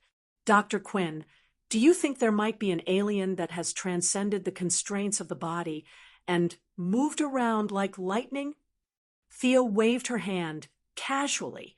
"You and my brother are friends. Just call me Thea. As for your question, I can only say that it's impossible. The body is the foundation, no matter how small a creature is. Even if it's a microorganism, it has a form. We live in a material world. This is the conclusion drawn by countless generations of human scientists. Please don't blaspheme it." Looking at Thea's serious face, Barry, who was also a scientific researcher, was in awe. This was the real demeanor of a scholar. For a moment, he felt that he was a bit stubborn. In fact, Thea secretly criticized herself. As a magic user, she pretended to be a scientist and talked about the great power of modern science. She was also helpless. The power of speed itself was against the rules of physics. Not to mention herself, Even Newton couldn't explain it clearly. As for the lightning you mentioned, it's even against the laws of physics. As fast as lightning, it's just an adjective. It's too fast. Air friction alone can't solve the problem. So the situation you said is not caused by aliens. You have to be confident. Aliens are not stronger than us. Now, if the aliens on Earth don't have our help, none of them will survive. Don't believe the nonsense in those movies. Subconsciously, you automatically put the aliens in a very strong place. This is not right. In order to dispel Barry Allen's idea, Thea belittled the aliens. In her words, the hundreds of thousands of aliens were no different from Syrian refugees. If they were happy, they would be given something to eat. If they were unhappy, they would go up and kick them. Barry was a little confused. Were aliens so bad? Although he was kind, his identity as an Earthling still made him proud. When he heard Thea's speech advocating the invincibility of Earthlings, he didn't feel any disgust. Feeling that the doubts in his heart had been solved, he directly said goodbye and left. After pretending to be a believer of the Church of Science for half a day and fooling Barry Allen, Thea began to busy herself with other things. She didn't know how many days the trip to Europe would take. The affairs of the committee could be handled at any time. The heroes here in Star City still needed her to make some preparations. Each of them was given a portable energy defense ring. When it was activated, it could withstand the attack of an M4A1 magazine or 3 rifle grenades. Tommy returned from being poisoned and learned his lesson. Although he didn't know where the god's blood and gene optimization fluid came from, he still started to inject them. She was afraid that they would be seriously injured and she wouldn't be able to treat them in time. She also prepared a healing arrow for each of them. The arrow barrel contained a large amount of nutrients and a small amount of adrenaline. Even if they were poisoned or seriously injured, no matter what, they would still be able to run back on their own. 2 days later, Thea activated the advanced invisibility spell on Merlin's sword and went to Switzerland alone to meet up with Death Knell and the others. In the end, Midnight Daddy couldn't resist the temptation of power and put on the replica light ring. The emotional energy helped him to clear the excess magic impurities in his body.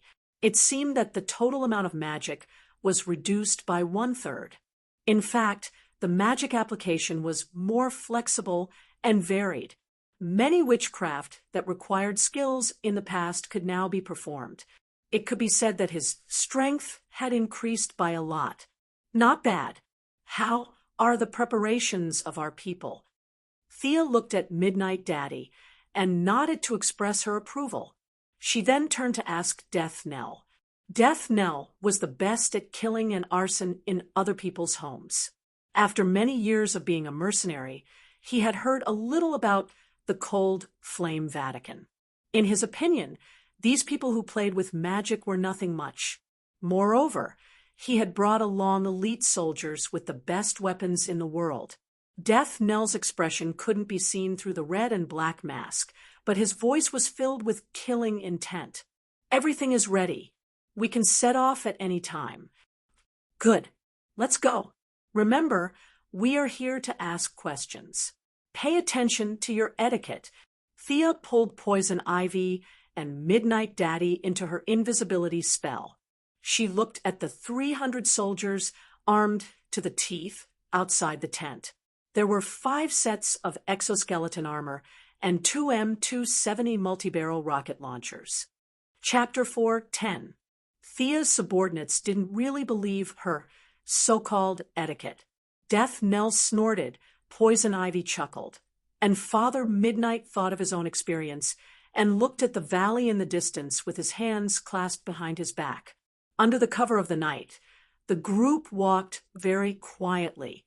The multi-barreled rocket launchers were left at the campsite. Its attack range was enough to hit the cultists. Thea didn't want the normal mercenaries to know of her existence, so the scene was completely under Death Knell's command. She made it clear that they were going to exterminate the cultists, The mercenaries didn't reject this mission. They could kill the good guys and beat the bad guys as long as they paid. The people of the Cold Flame Church might be good at magic, but when it came to building their base, they weren't even considered amateurs. Plus, they were used to being arrogant. They were the only ones who found trouble with others. No one ever found trouble with them. The group was vigilant for a long time, but there wasn't even a night patrol. The cultists occupied an ancient medieval castle. It was made of bricks, and the thick wooden door gave off a historical vibe. At least, Thea felt that it was more than enough to film a night legend. Go knock on the door. Death Knell finally remembered Thea's order to pay attention to etiquette. He pointed at one of his subordinates and said in a low voice. The subordinate was a little confused. Usually, in such a situation, didn't they throw a grenade and then kick open the door and kill their way in? Now that they were fully armed, they had to knock on someone's door. Although he was puzzled, the subordinate didn't dare to disobey Death Knell's order. He went up awkwardly and knocked on the wooden door of the ancient castle. Thea looked at the scene of her men nervously aiming their rifles at the door and almost laughed out loud. If the people inside shouted, "Who is it?" and the people outside said, "Send warmth," it would be even more heartwarming. Unfortunately, the people inside seemed to be dead. The mercenaries knocked on the door for 2 minutes, but no one made a sound. Others couldn't see Thea, but they could still see her with their imitation light rings. Death Knell gave Thea a look. What should they do next? Activate our Italian cannon. No, M270 multi-barreled rocket launchers. Fire 2 shots first, Thea said through the light rings. They looked at her blankly. Was this what you meant by etiquette? Death Knell nodded silently. There was no such word as fear in his dictionary. He gestured for his men to leave before taking out his walkie-talkie and ordering the M270 at the rear to blast open the door with 2 shots. Whoosh, whoosh. 2 M26, one long-range rocket launchers, leaving behind a trail of red flames, directly hit the wooden door. When the rocket was only 2 centimeters away from the wooden door, a metallic copper light flashed, and the rocket was directly blocked. The violent explosion made the copper light flash desperately. When the smoke dissipated, everyone found that the door was intact, as if the 2 rockets had never appeared. The magic defense here was quite intelligent. Thea's interest was piqued. Knocking on doors wasn't affected, but when the energy reached a certain level, it would activate defensive magic. She had to admit that the original designer was a genius. However, it was impossible to stop Thea with just these 2 moves.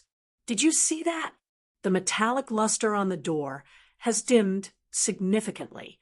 Continue attacking. Thea ordered Death Knell. The M270 carried 12 rockets. Death Knell continued to order the rear to fire. At the same time, the mercenaries who carried anti-tank missiles also ordered them to fire freely. They didn't need to be restricted to the door. The opponent's defense barrier was a hole, so they could hit anywhere. In an instant, all kinds of rockets, missiles, grenades, and incendiary bombs were launched. The Cold Flame Vatican's defense barrier was indeed extraordinary. It could even be called an outstanding piece of art. However, the masters focused their attention on the spellcasters and ignored the crystallization of human technology. If Thea were to attack their barrier by herself, she would need to spend a lot of time to identify the magic array, analyze, and crack it. Even with the help of the Eye of Horus, she would need half a day to tear open a hole in the barrier. However, now that she was leading a large army, there was no need for her to waste her time. Those missiles and rockets were only a few $100,000 USD.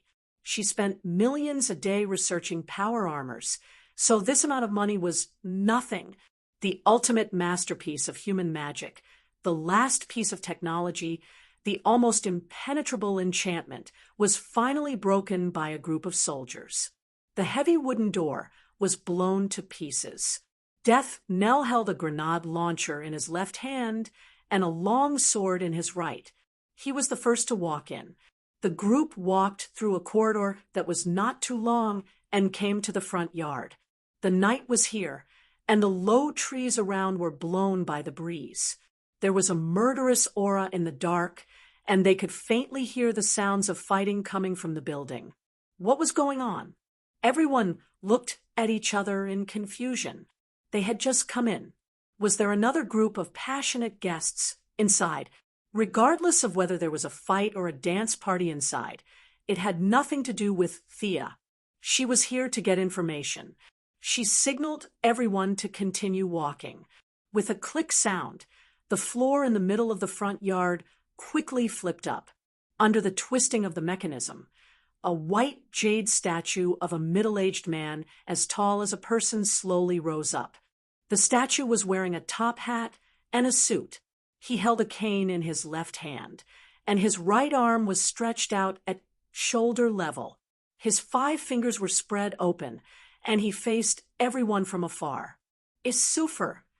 The voice of the statue sounded hollow and powerless, as if it were coming from somewhere underground. Although the voice was weak, the effect was surprisingly good. Many of the mercenaries took more than 10 steps back, and some even walked to the door in one breath. The originally neat formation was suddenly messed up. Death Knell and Midnight's father each took a step back.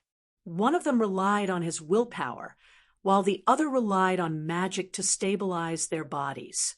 Unknown vines crawled out from Poison Ivy's feet and firmly held onto her ankle. She did not take a step back. Thea also felt the unknown energy affecting her judgment. But now that her magic willpower had reached an extremely high level, she was able to break free from the magic's influence with a little effort. Irony magic. Thea could not help but look at the statue. If she was not wrong, this should be Zatanna's father. She did not know what method he used, but he actually left a trace of his mental strength and a small amount of magic in the statue, which was used to defend against all non-members of the Vatican. This spell was really ingenious. Magic was actually the power of language at the beginning. The father and daughter's irony magic had developed this subject to the extreme, and they had also created a new interpretation of it. With the help of magic, the impossible became possible, and the illusory became reality. This was the magical version of using 4 tails to achieve 1,000 caddies. A talent born 1,000 years later. Thea sighed. This guy lived in the Middle Ages, an era when the natural environment was still filled with magic. His achievements might not be lower than Merlin's. She did not know if Zatanna's father had developed the irony magic himself. She only remembered that Constantine and Nightmare Nurse could also use a few sentences. Judging from this, it should not be a bloodline magic. The old man should have some notes in the Vatican, right? After she finished her questioning, should she ask for the notes for reference? Chapter 4:11. The matter of reference could be done later. A group of people being forced to retreat by a statue was not something to be proud of. Some mercenaries suggested taking a detour and climbing over the wall from the side. Death Knell shook his head and rejected the suggestion. He had no sense of honor, but Thea did not think that she could be forced to retreat by the statue. She gave Death Knell a few instructions in the ring. When everyone was far away, Death Knell instructed the mercenaries to go forward one by one to test the power of the statue. Bullets were useless, so they were rejected directly. People ran faster and walked slower, but it was useless. Without exception, they were all forced to retreat. They wanted to consume the magic power of the statue, but Thea found that the other party had expected this. There was a magic circle at the bottom of the statue that could draw magic power from the earth continuously. If they wanted to exhaust the magic power, they would have to flatten at least half of the valley. Interesting. In a place where the soldiers could not see, Thea stood up directly.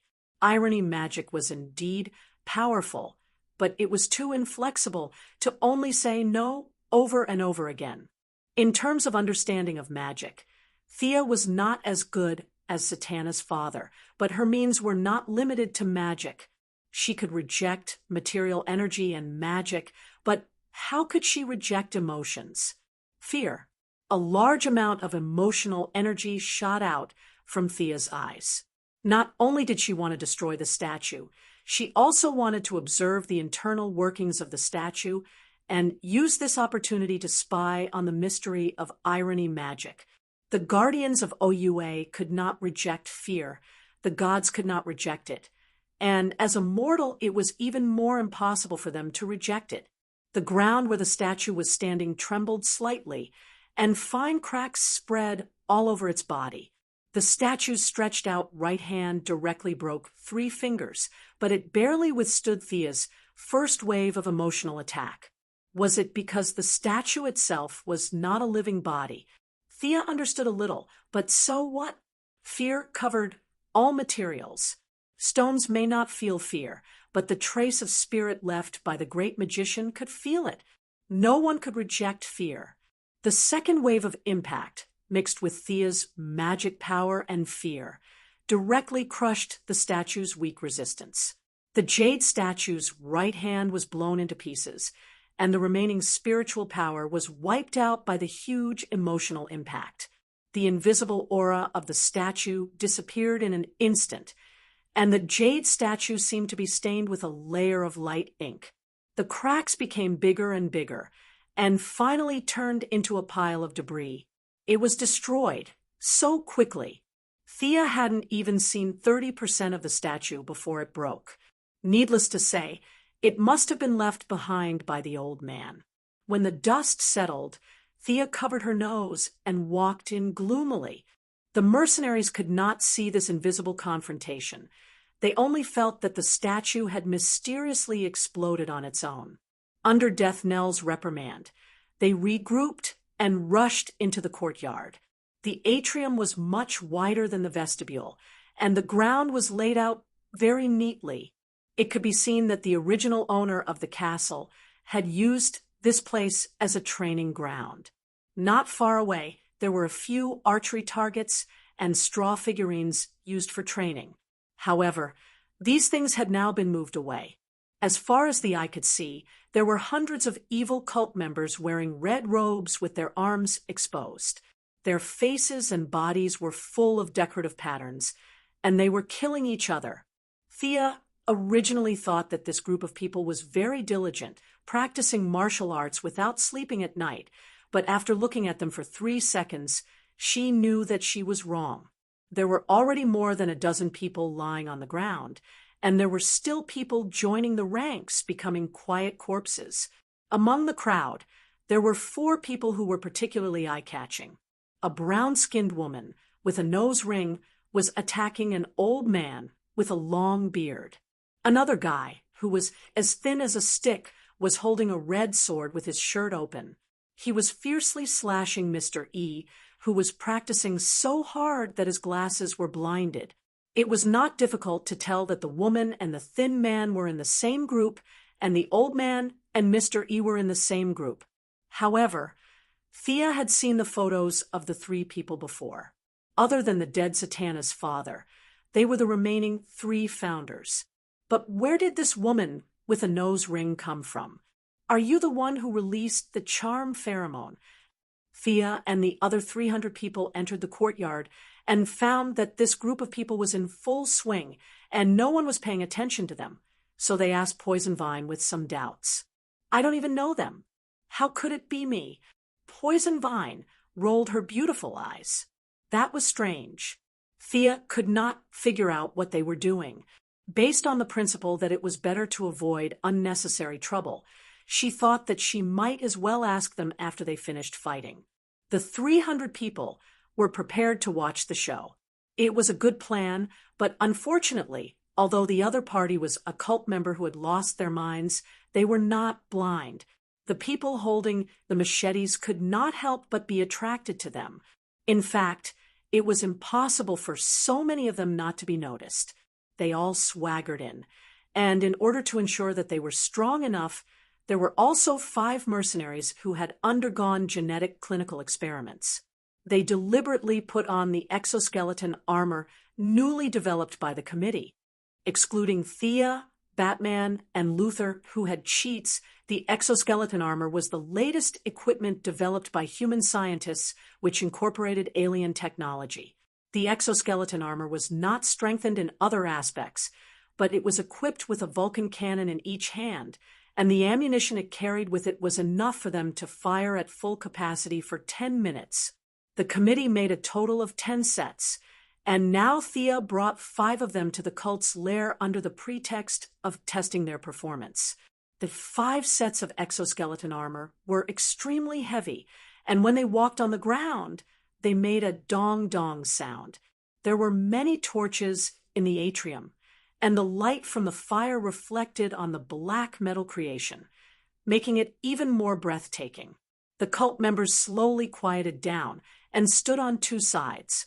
Those who were not clear-headed stood in front, gritting their teeth, and those who had some intelligence hid behind the human wall. The 4 people in the center of the battle were relatively clear-headed. They looked at each other, and there was only one meaning in their eyes. Are these the reinforcements you found? However, they found that their eyes were full of confusion, which confused the 4. An old man with a long beard and a white headscarf, dressed like an Indian, was seriously injured. His purple eyes flashed as he tried to find an opportunity to escape. Mr. E, who was blind, knew the truth better because his astral vision allowed him to see Thea and the other 2 in a high-level state of invisibility. He was a little afraid of Midnight's ink-black magic power, but he felt that he could win with a little effort. Poison Ivy was a mass of green energy under his astral vision. There was no circulation in her body and no blood flow. Was she a human? Was she some kind of summoned creature? Such a strange life form made him a little uncertain. As for Thea, who was in the middle, she was a living source of magic power in his eyes, a bottomless well. She looked calm on the surface, but when she was angry, no one could withstand it. Such a powerful force made Mr. E a little confused. Although he could feel Thea's breathing and heartbeat, he felt that she was not human. Was she an angel from the upper world? The blind old man, Mr. E, automatically stood at the end. He was ready to let a few of his former companions test the strength of this group of people. Chapter 412. Both of them stepped back for their own reasons. The woman with the nose ring and the tall and thin man looked at each other. The tall and thin man also stepped back quietly and signaled the woman with the nose ring to go forward and ask the question, "What are you here for?" The girl didn't know what the old men were afraid of. She stood out fearlessly and questioned them sternly. She seemed to be the leader, Death Knell. TSK, TSK. Thea took a few glances. This guy was definitely a non-mainstream. His skin was as rough as sandpaper. His nose piercing, eyebrow piercing, and lip piercing were all over his body. There were even more shiny accessories on his body that jingled as he walked. His clothes were either torn during the fight or they were originally like that. They hung on his body in tatters. His brown skin gave off a vicious aura under the firelight. "We are here to ask for information. There is a person called." Death Knell was interrupted by the nose-pierced girl before he could finish his sentence. "You came here to look for someone?" "Ha ha." She laughed heartily, and the cultists who supported her around her all grinned as well. "We only have dead people here." The nose-pierced girl didn't feel any magic from Death Knell. This person was like an aunt to her. She mocked him without restraint. Death Knell had been in the underworld for many years and had seen all kinds of weirdos. He wasn't angry. He glanced at Thea from the corner of his eyes. What should he do next? Thea was unhappy. This guy looked like a hippopotamus, and his strength was weak. Furthermore, he was so non-mainstream. There was nothing to say. Let's beat him up. Tuck tuck. Continuous sounds were heard. 5 exoskeletons and 10 Vulcan cannons fired at the same time. The metal bullets were denser than raindrops as they rained down on the enemy's head. The girl felt a chill down her spine. She waved her hand, and a cloud of smoke appeared. The mercenaries thought that she was the leader and were worried that Death Knell would want her alive. Hence, they didn't focus their fire on her. In addition, she ran fast. The nose-pierced girl paid the price of losing one of her ears to keep her life. She had magic, so she managed to escape. Those brainwashed cultists didn't have the ability to do so. The result of using their flesh and blood to resist the metal storm was that more than 40 people were directly knocked down. Broken limbs were everywhere, and a few of them even tried to hide behind the corpses of their companions. The result was naturally, without exception, that they were torn to shreds. Kill these heretics. Cold flame scorching. Leave no one alive. The tall and skinny man was also frightened. He raised the sword in his hand, but he didn't move a single step. Attack! Death Knell gave the order. All kinds of gunshots resounded in the air above this sinister ancient castle. The one-sided battle that the mercenaries had imagined did not happen. The cultists had already put aside their disputes and stood together in 2s and 3s. Cold Flame, Scorching Man. Cold Flame, protect me. Following their slogan, the bodies of the dozens of so-called devout believers melted like candles. Green smoke rushed out of their eyes, ears, mouth, and nose, and gathered into a cluster in the air. Large and small, a group of abstract, white fog monsters appeared in front of the mercenaries. Behind them were the burned skeletons of the heretics. It seems to be some kind of monster that is formed by burning human souls. It looks scary, but it's not a big deal. Use the quantized cage. Thea instructed. Death Knell made a gesture behind him. 3 mercenaries held slim guns. 2 of them fired at their sides, while the last one fired at a spot 5 meters in front of him. Then he pressed the button. The 3 dots formed an equilateral triangle. A blue electric light lit up in the area. This was one of the black technologies of the Heavens Eye Society. The electric light contained a weak nano-decomposition beam. It was originally developed by imitating Superman's heat ray, but it didn't work well in actual combat. The Heavens Eye Society changed this technology from offensive to defensive. It was useless against Superman, but against normal espers, one would die. These smoke monsters could stay in the subspace for a short period of time. As soon as they entered the material world, the nano-decomposition beam would cut them into particles that couldn't be seen even with a microscope. The smoke monsters screamed silently. If their bodies were damaged, they would have to enter the subspace to rest. When they came out, their bodies would be damaged again. Under this endless cycle, a few smoke monsters were directly vaporized. The remaining larger ones chose to fuse. They formed a 3-headed, 6-legged monster that tried to break out of the quantum cage. The mercenaries held their guns and fought with the remaining cultists who held machetes. The few from the Cold Flame Church wouldn't just stand there and watch. The tall and skinny one with a long sword was the great alchemist Tanarak. He took out a golden stone from his pocket and threw it at a corner of the quantum cage. Countless strong acids corroded the area. One of the triangulation trackers was directly vaporized.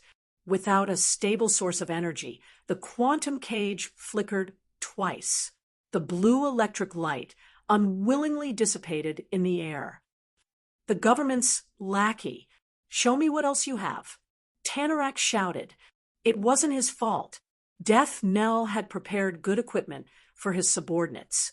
More than 300 people were fully armed, equipped with black technology and exoskeletons. No matter how you looked at it, it wasn't something an ordinary organization could produce. Combining all kinds of inferences, the other party was a government organization that wanted to capture them and dissect them. Although he shouted loudly, he didn't move. His feet were rooted to the ground. He took out a bunch of things and prepared to defend himself. "Are you going to meet him?" Thea turned to ask Midnight's papa. Midnight's papa was a smart person. Although Thea was asking for his opinion, he knew that this request couldn't be rejected. He also wanted to see how much he had improved.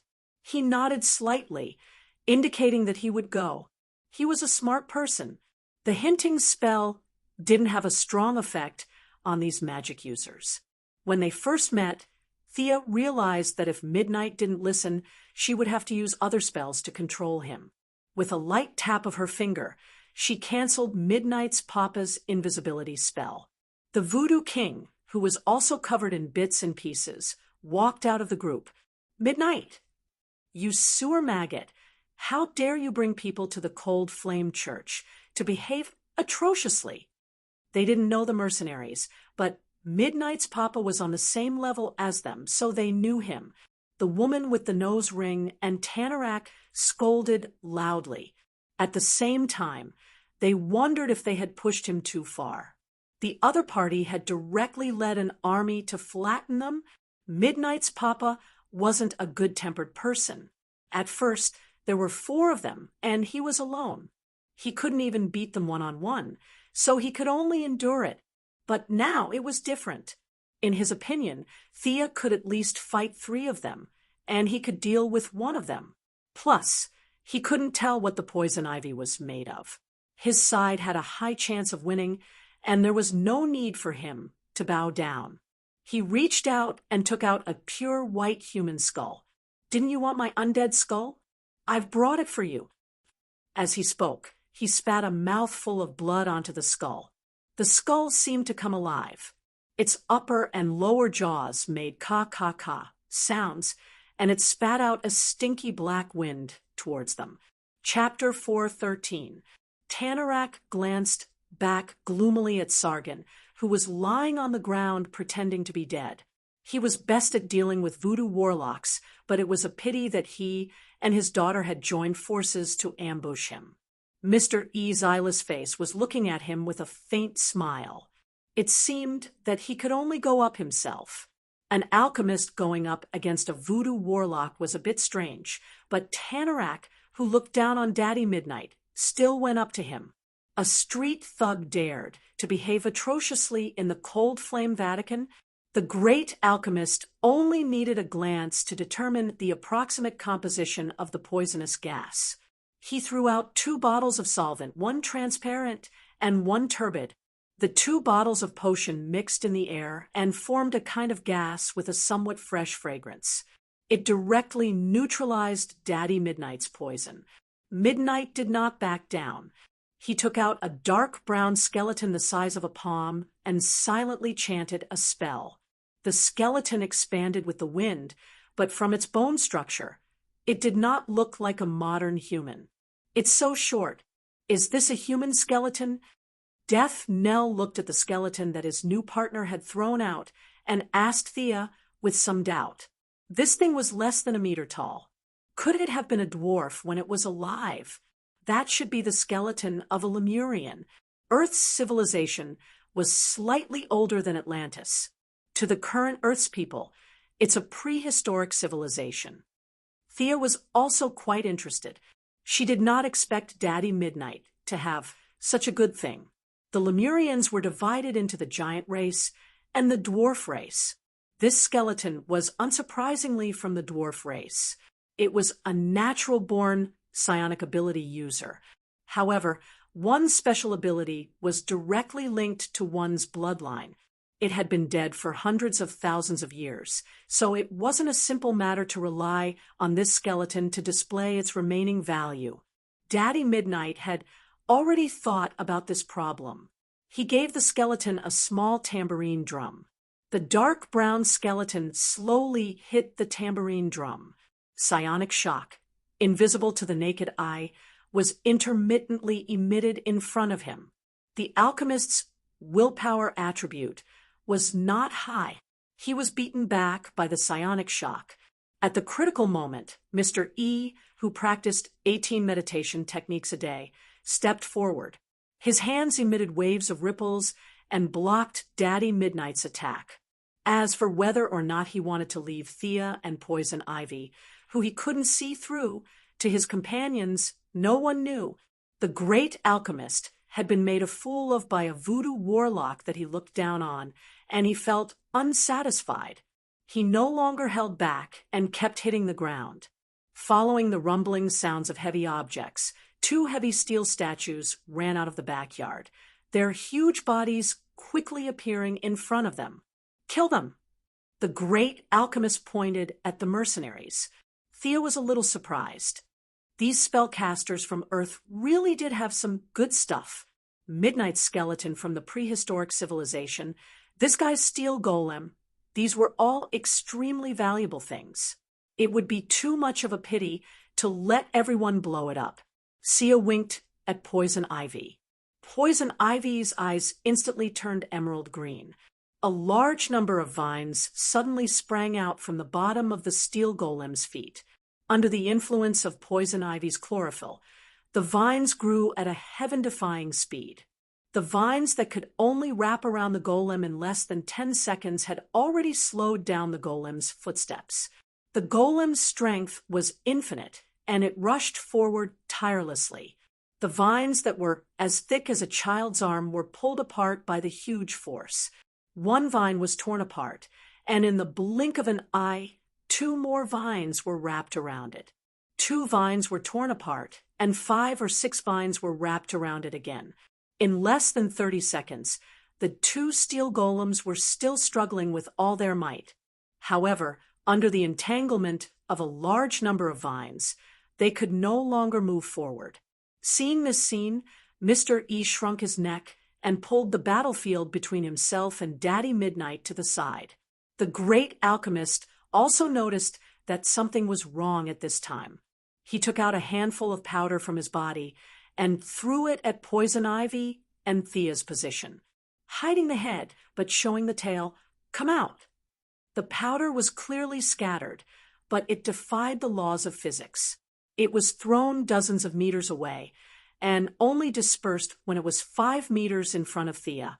Poison Ivy waved her hand, and a green wall made entirely of plants appeared in the middle of the fissure, blocking all the powder outside.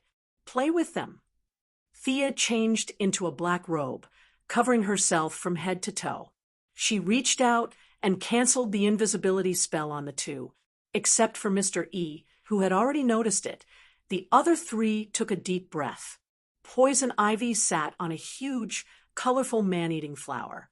This flower was at least 3 meters tall, and its roots and branches were at least 10 meters when fully spread out. Was there such a huge plant on Earth? Facing a powerful enemy, Sargon and his daughter, who had temporarily made peace, looked at the great alchemist. He was involved in the most diverse subjects and had the most knowledge. The great alchemist Tanarak shook his head. This thing did not seem to grow in nature. Mages like them could often summon some strange species. A huge plant did not surprise them. What made them confused was that they could not see through Poison Ivy's essence. Was this woman alive or dead? If she was alive, the circulation in her body was completely different from that of humans. If she was dead, she could breathe, and there was no aura of death on her body. Instead, there was a bright and dazzling aura of life. Like Mr. E, the 3 of them regarded Poison Ivy as some kind of summoned life form from the outer world.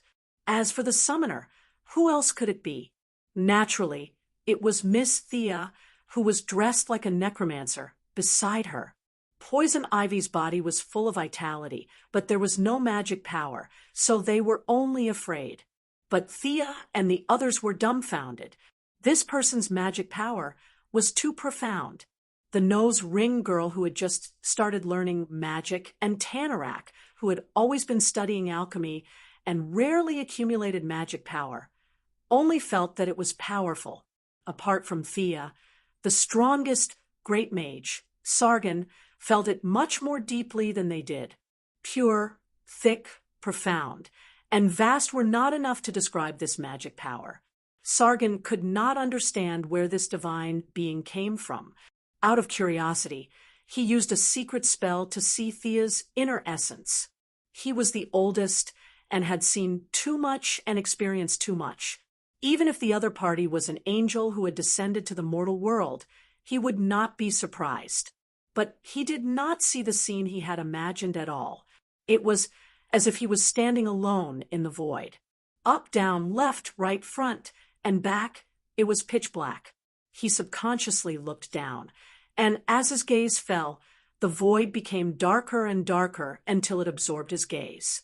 He could no longer see anything. Only the mental power that he had cultivated for many years told him that he was looking at the abyss, and the abyss was looking at him.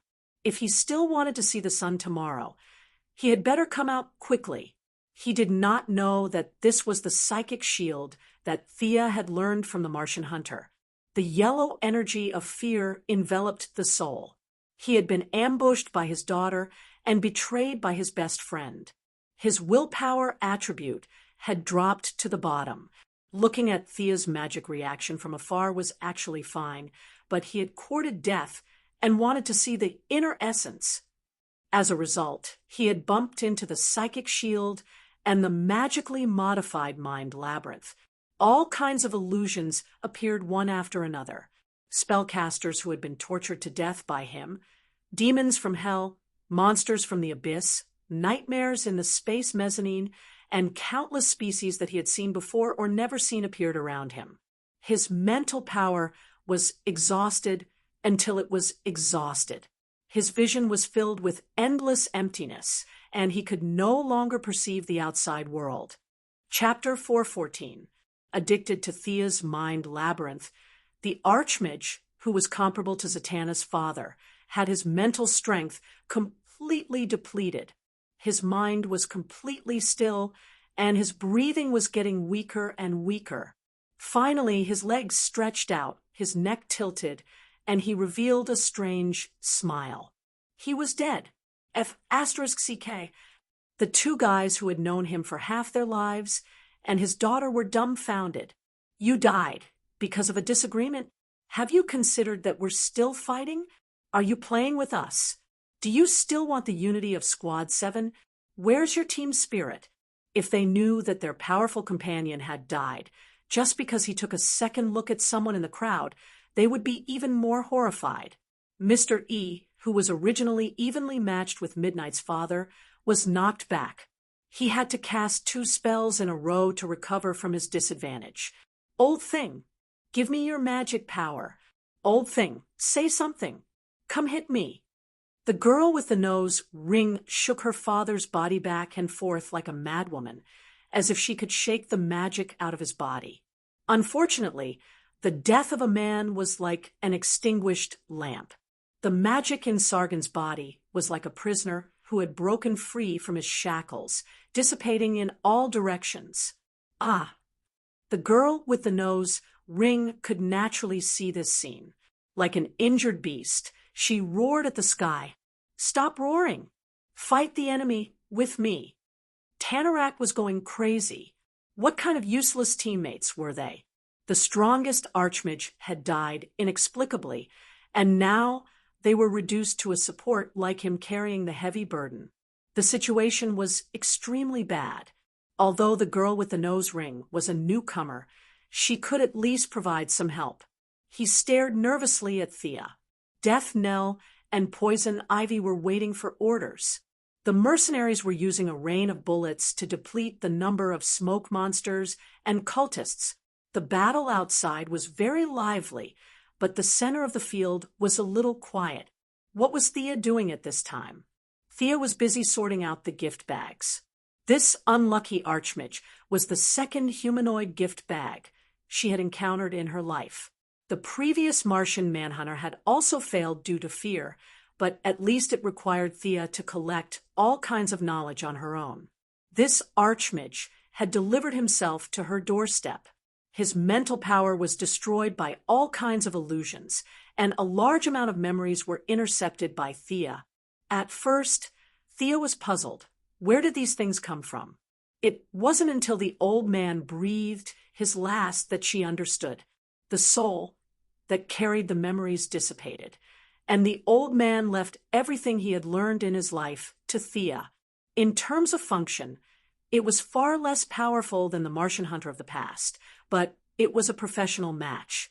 A large number of applications of spells, secret arts, tricks, and rituals were all completely obtained by Thea. You guys go ahead. Leave that blind man in the suit. You can kill the rest. Thea was constantly sorting out her gains. From the old man's memories, she knew that Mr. E was in charge of all external affairs. She could just ask him about Malcolm. The others did not have any powerful means, and Poison Ivy and Death, Nell, were more than enough to deal with them. Sargon had a lot of memories.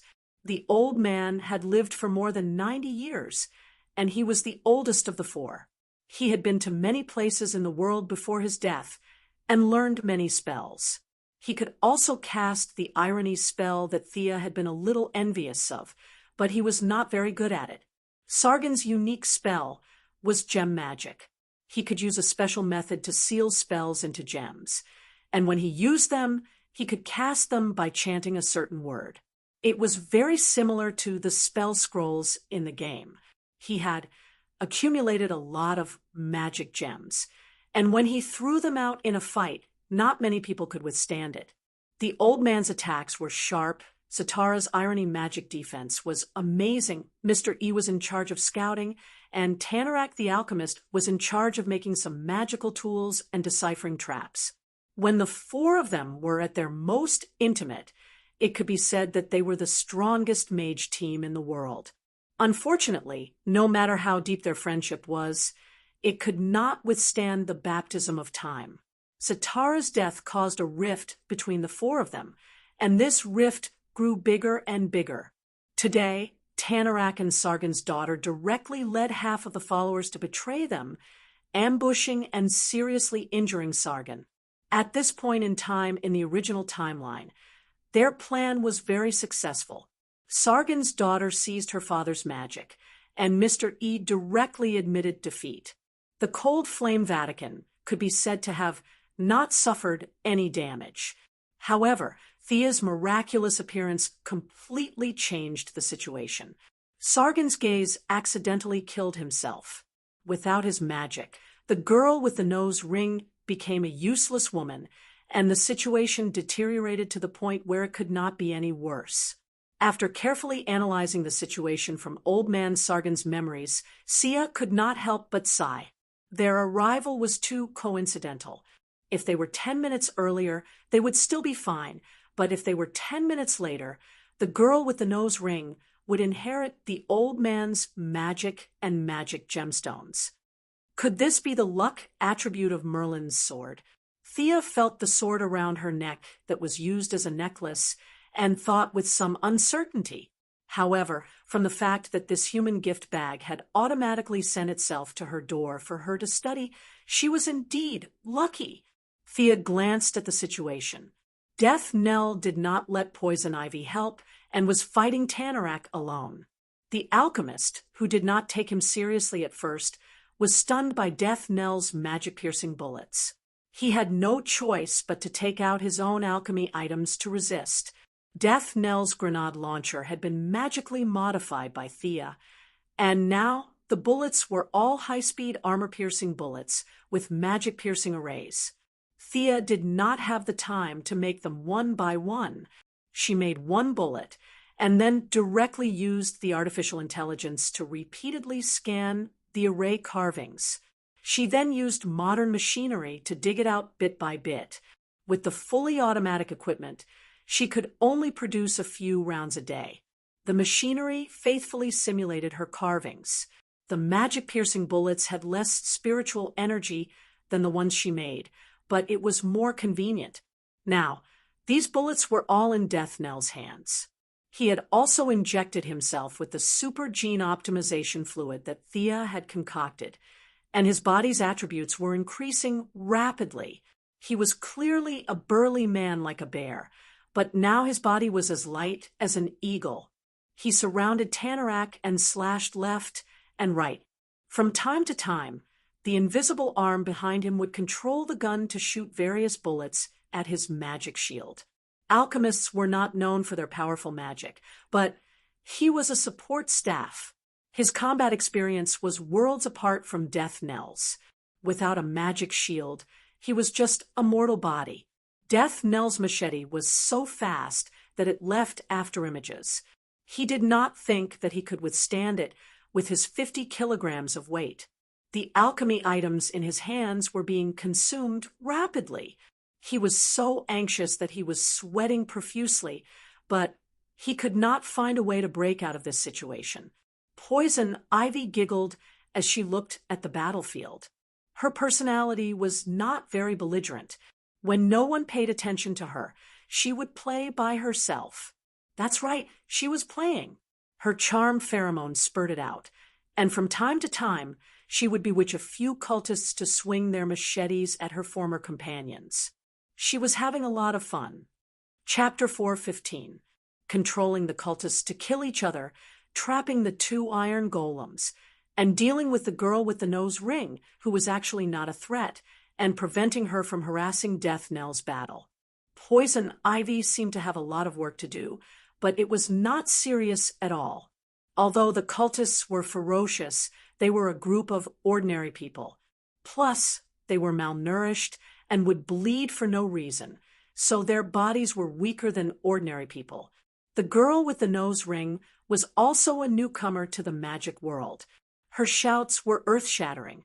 Thea estimated that Damien could kill her even if he used all his magic and martial arts skills, so she was not a strong opponent. Poison Ivy had great potential and could easily control the flow of the battle. Her methods were strange and mysterious, and she was better than a non-magic person. Thea was optimistic about her future. While they were fighting, Thea dragged Old Man Sargon's body over. The old man had a cloth wrapped around his head, and he seemed to be an Indian. Thea had gotten his big gift, so she was not interested in his black body. She took out a small bag from the side of the body and opened it. There were 5 or 6 dazzling gemstones inside. Thea took out a gemstone and looked at the quality of the gemstone with a torch as if nothing had happened on the battlefield. She curled her lips and secretly scolded him for being poor. Although she did not study gemstones as deeply as Catwoman, Thea relied on her female talent to judge that these gemstones were only of an acceptable level. Old Man Sargon did not know that his body was almost cold, but he was still being looked down upon. In fact, he was also helpless. Although he was born in a rich family in India, he was considered rich compared to his countrymen who could transport tens of thousands of people in a train. But compared to Thea, he was a complete pauper. First of all, the wealth belonged to his family, not him. There were many branches in his family, and all of them were asking for money. In order to reduce the attention of the secular world, he did not dare to use magic recklessly. In India, there were corrupt people everywhere, and they wanted money everywhere. There was not much wealth for him to freely use. Secondly, his wealth was in the most basic industry, which was commonly known as a landlord. His family owned a large amount of land in India, and every year, tens of thousands of farmers helped his family farm. 200 years ago, this would have been something worth bragging about. But in today's information society, it could only be exchanged for size from the onlookers. The last and most crucial point was that he had met Zatara and his friends 30 years ago. The other 2 were not considered wealthy. Only Zatara, who lived in Gotham, had a decent financial situation. The few of them had founded the cult, and the daily funds had been paid by Zatara and Sargon. With Zatara's death, the cult's funds had been cut in half. Old Sargon had to fork out his coffin money to barely survive until today. In such a tight economic crisis, he really didn't have the extra money to buy gems. Thea despised the old man's poverty. "You're so poor. Why do you still want to play with gem magic?" What a joke. "It seems that this skill can only be developed in my hands." Thea weighed the bag with a few gems in her hand and thought to herself, "Among the mages, I'm the richest, and among the rich, I'm the best at magic." It was probably referring to people like Thea. Gem magic. Gems in front, magic behind. The importance of good gems could be seen from this. Without boasting, Thea was the best at this spell, except for those dragons who were hiding in some unknown dimension. She had been busy for the past few years and had not deliberately collected any gems. But as her reputation grew, there was an endless stream of people who wanted to see her, visit her, and make friends with her. The first meeting required a greeting gift. This was basic human interaction. Those who were qualified to see her were either rich or noble. These people did not want to be laughed at, so they racked their brains to give her gifts. Thea was a young woman, so what should she give her? There was no mistake in giving her gems. Even though she had rejected many of them, there were still more precious gems and gems that filled the 12 safes in her house. Among them, there were more than 300 pieces that would leave their names in history. If Thea had not given some to Diana, this number would have doubled. Catwoman had sourly said many times that Thea had been targeted by international robbers. It was not without reason. She used an earth-type spell to dig a huge hole and buried Sargon, who was poor but still played with gems. Looking at the battlefield, Thea's mind was already immersed in fantasizing about how many gems she needed to make to blow Darkseid up into the sky. A flash of silver interrupted her daydream. A teleportation portal.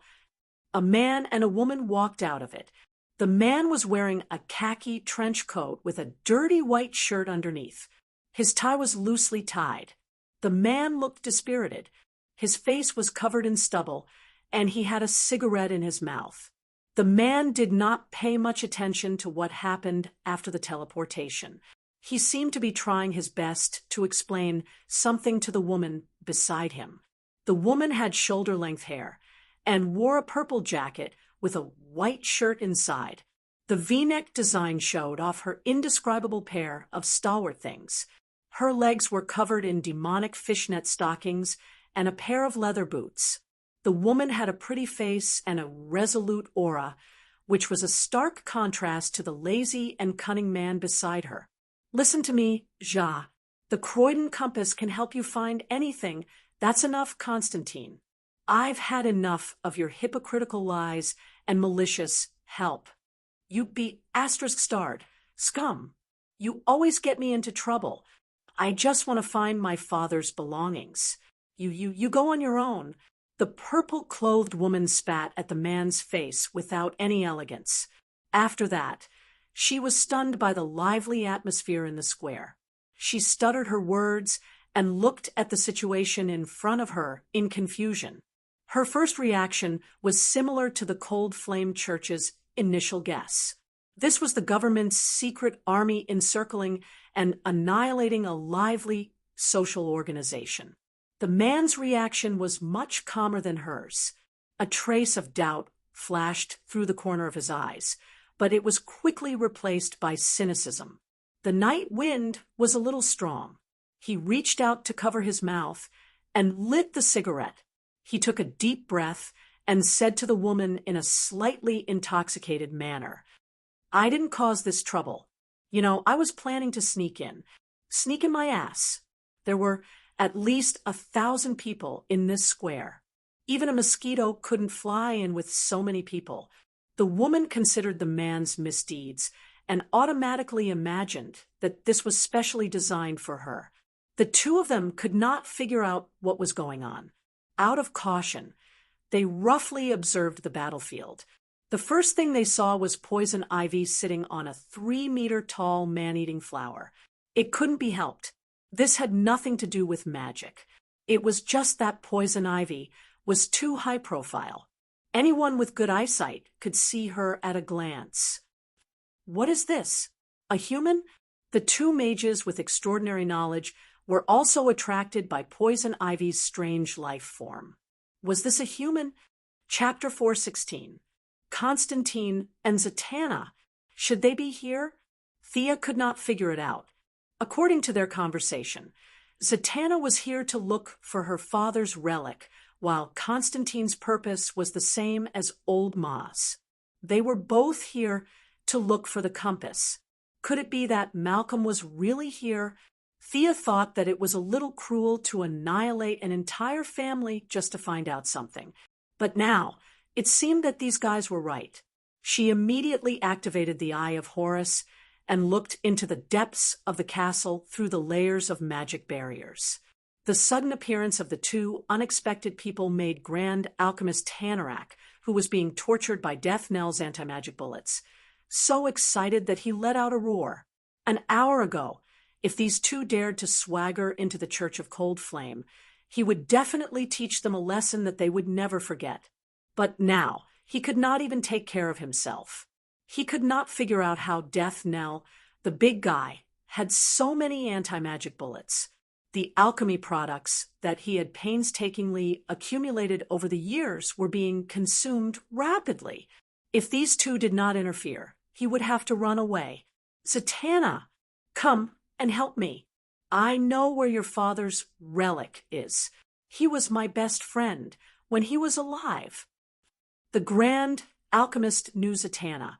To a certain extent, it could be said that he watched her grow up. As for whether he was her father's best friend, only God knew. His idea was extremely insidious. It would be best if he could get them to help him. If he could not, he would lure the enemies to attack Zatanna. Then he would have a chance to escape. So his shout was extremely loud. His thin and weak body almost used up all the energy in his dantian. His voice reverberated from his abdomen all the way to the square. On the other side of the battlefield, Papa Midnight, who was dealing with an errand with Mr. E, also heard the shout. They had fought for less than a minute, and both of them had tacitly stopped their attacks. Now that he heard the Grand Alchemist's words, he also noticed the man and woman on the other side of the battlefield. He had only seen Zatanna's photo, but had never interacted with her before. But he knew Constantine too well. The two were friends and enemies. Sometimes they fought, sometimes they worked together. No one knew Constantine better than him. He turned back to look at Thea and found that she was silent. Papa Midnight did not know what she was up to, but to show his value, he shouted to the other side. "Constantine, you scum! Your old man is here. Come and help me." Laughing and scolding was their way of life. Constantine, who was originally smoking, was a cigarette in between his fingers. He looked at it. Papa Midnight, what are you doing here, you bastard? You actually dared to attack the Cold Flame Church? You've really got guts." Constantine's expression became more serious as he cursed. This matter was getting out of hand. It was not difficult to tell from Papa Midnight's position that he was in cahoots with these soldiers armed with advanced firearms. According to Constantine's understanding of Papa Midnight, this guy was very poor. Any one of these soldiers would have enough equipment to buy Midnight's broken bar. He was definitely not the leader, but a glorious guide. Constantine scratched his messy hair. From the perspective of friendship, and from the perspective of being hostile to the Cold Flame Vatican, he should help, but he really did not want to be involved in this kind of big trouble. With his wisdom, it was not difficult for him to see that there were more powerful people behind these soldiers. He shook his head slightly and pulled back Zatanna, who wanted to enter the battlefield. "Niece Zatanna, come and help Uncle Tanarak. Don't you remember that I carried you when you were young?" The Grand Alchemist's voice was a little hoarse because he shouted too loudly, but he did not care. He began to shamelessly ask for help. Even a noble master like him was shameless. Papa Midnight, who had mixed in between the black and white, was even more unscrupulous. He shouted at the top of his voice, "Constantine, my brother! We were drinking together a week ago. Can you bear to see your brother being bullied?" The two of them shouted, as if they were on the World Channel. The Grand Alchemist's throat could not take it any more. He took out a black metal object and put it in his mouth. His voice was immediately amplified countless times. The Alps Valley at night was buzzing because of him. Papa Midnight was not afraid of him. He took out an animal's tongue covered in mucus and swallowed it. His voice echoed on the ground. The two of them were still asking for help at first, but after shouting a few words, they began to curse each other. The Grand Alchemist thought that Papa Midnight was a sewer rat, while Papa Midnight mocked him as a maggot that only knew how to eat shit. "Shut up, all of you. There were too many messy spells in this castle." Thea spent a lot of effort to sweep the entire castle, but she did not find any trace of Papa Midnight. She was already very unhappy, and when she heard their curses getting worse and worse, she was irritated. She ignored both friend and foe and threw out a wide-range psychic shock. Her voice was not loud, but it was very penetrating. Ordinary people, mercenaries, and cultists were all shocked to the ground. Several magic users were shocked. Papa Midnight was the furthest away and was the least affected. He shrunk his neck and did not dare to make a sound. Mystery was shocked.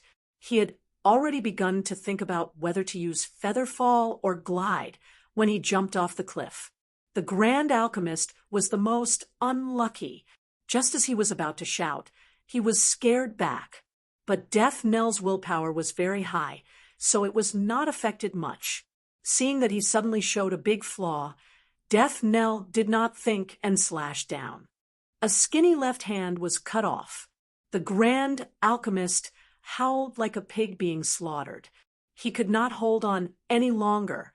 Death Knell slashed 3 times like a storm, cutting the greedy Grand Alchemist into pieces. His movements were too fast. It was not until the fresh corpse fell to the ground that Zatanna, who had just gotten rid of the psychic shock, shouted, "Stop." Although she was suspicious about the identity of the Grand Alchemist's so-called father's friend, Zatanna still felt angry that someone she knew had died in front of her. She took out a small staff. She aimed the tip of the staff at Death Knell, and a purple brilliance shot out. "Little don't." Constantine was still a step too late. In his heart, the people of the Cold Flame Church were his enemies. The more deaths, the better. Revenge for the Grand Alchemist, wasn't that crazy? Go back. Thea did not have a good impression of this reckless woman. She stretched out her left hand, and an invisible wave flashed between her white fingers. This was the irony magic that made the father and daughter famous. This spell was very profound. Thea only got Sargon's memory, not Zatara's. In addition, the old mage was not good at this spell when he was alive. It could only be said that he learned this spell from a few good friends. He was still far from being proficient in it, but Thea relied on her own high magic power and did not need too much skill to cast it.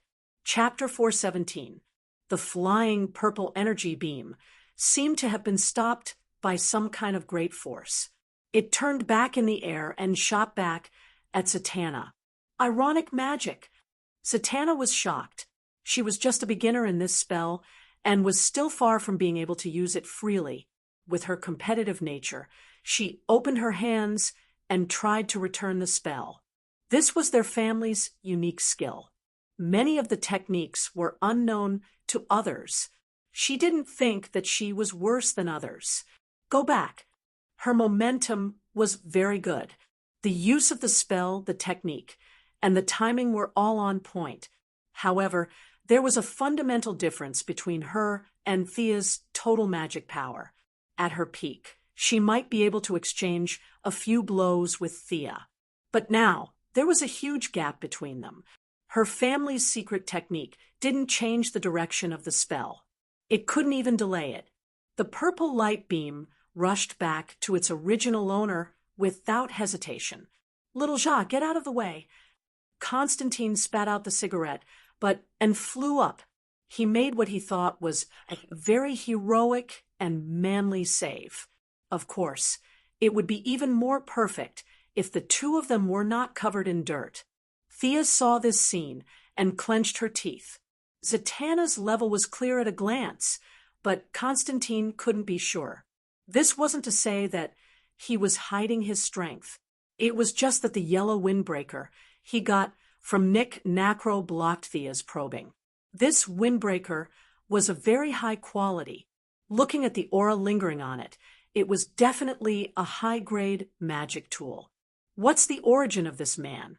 My pheromone can't control him?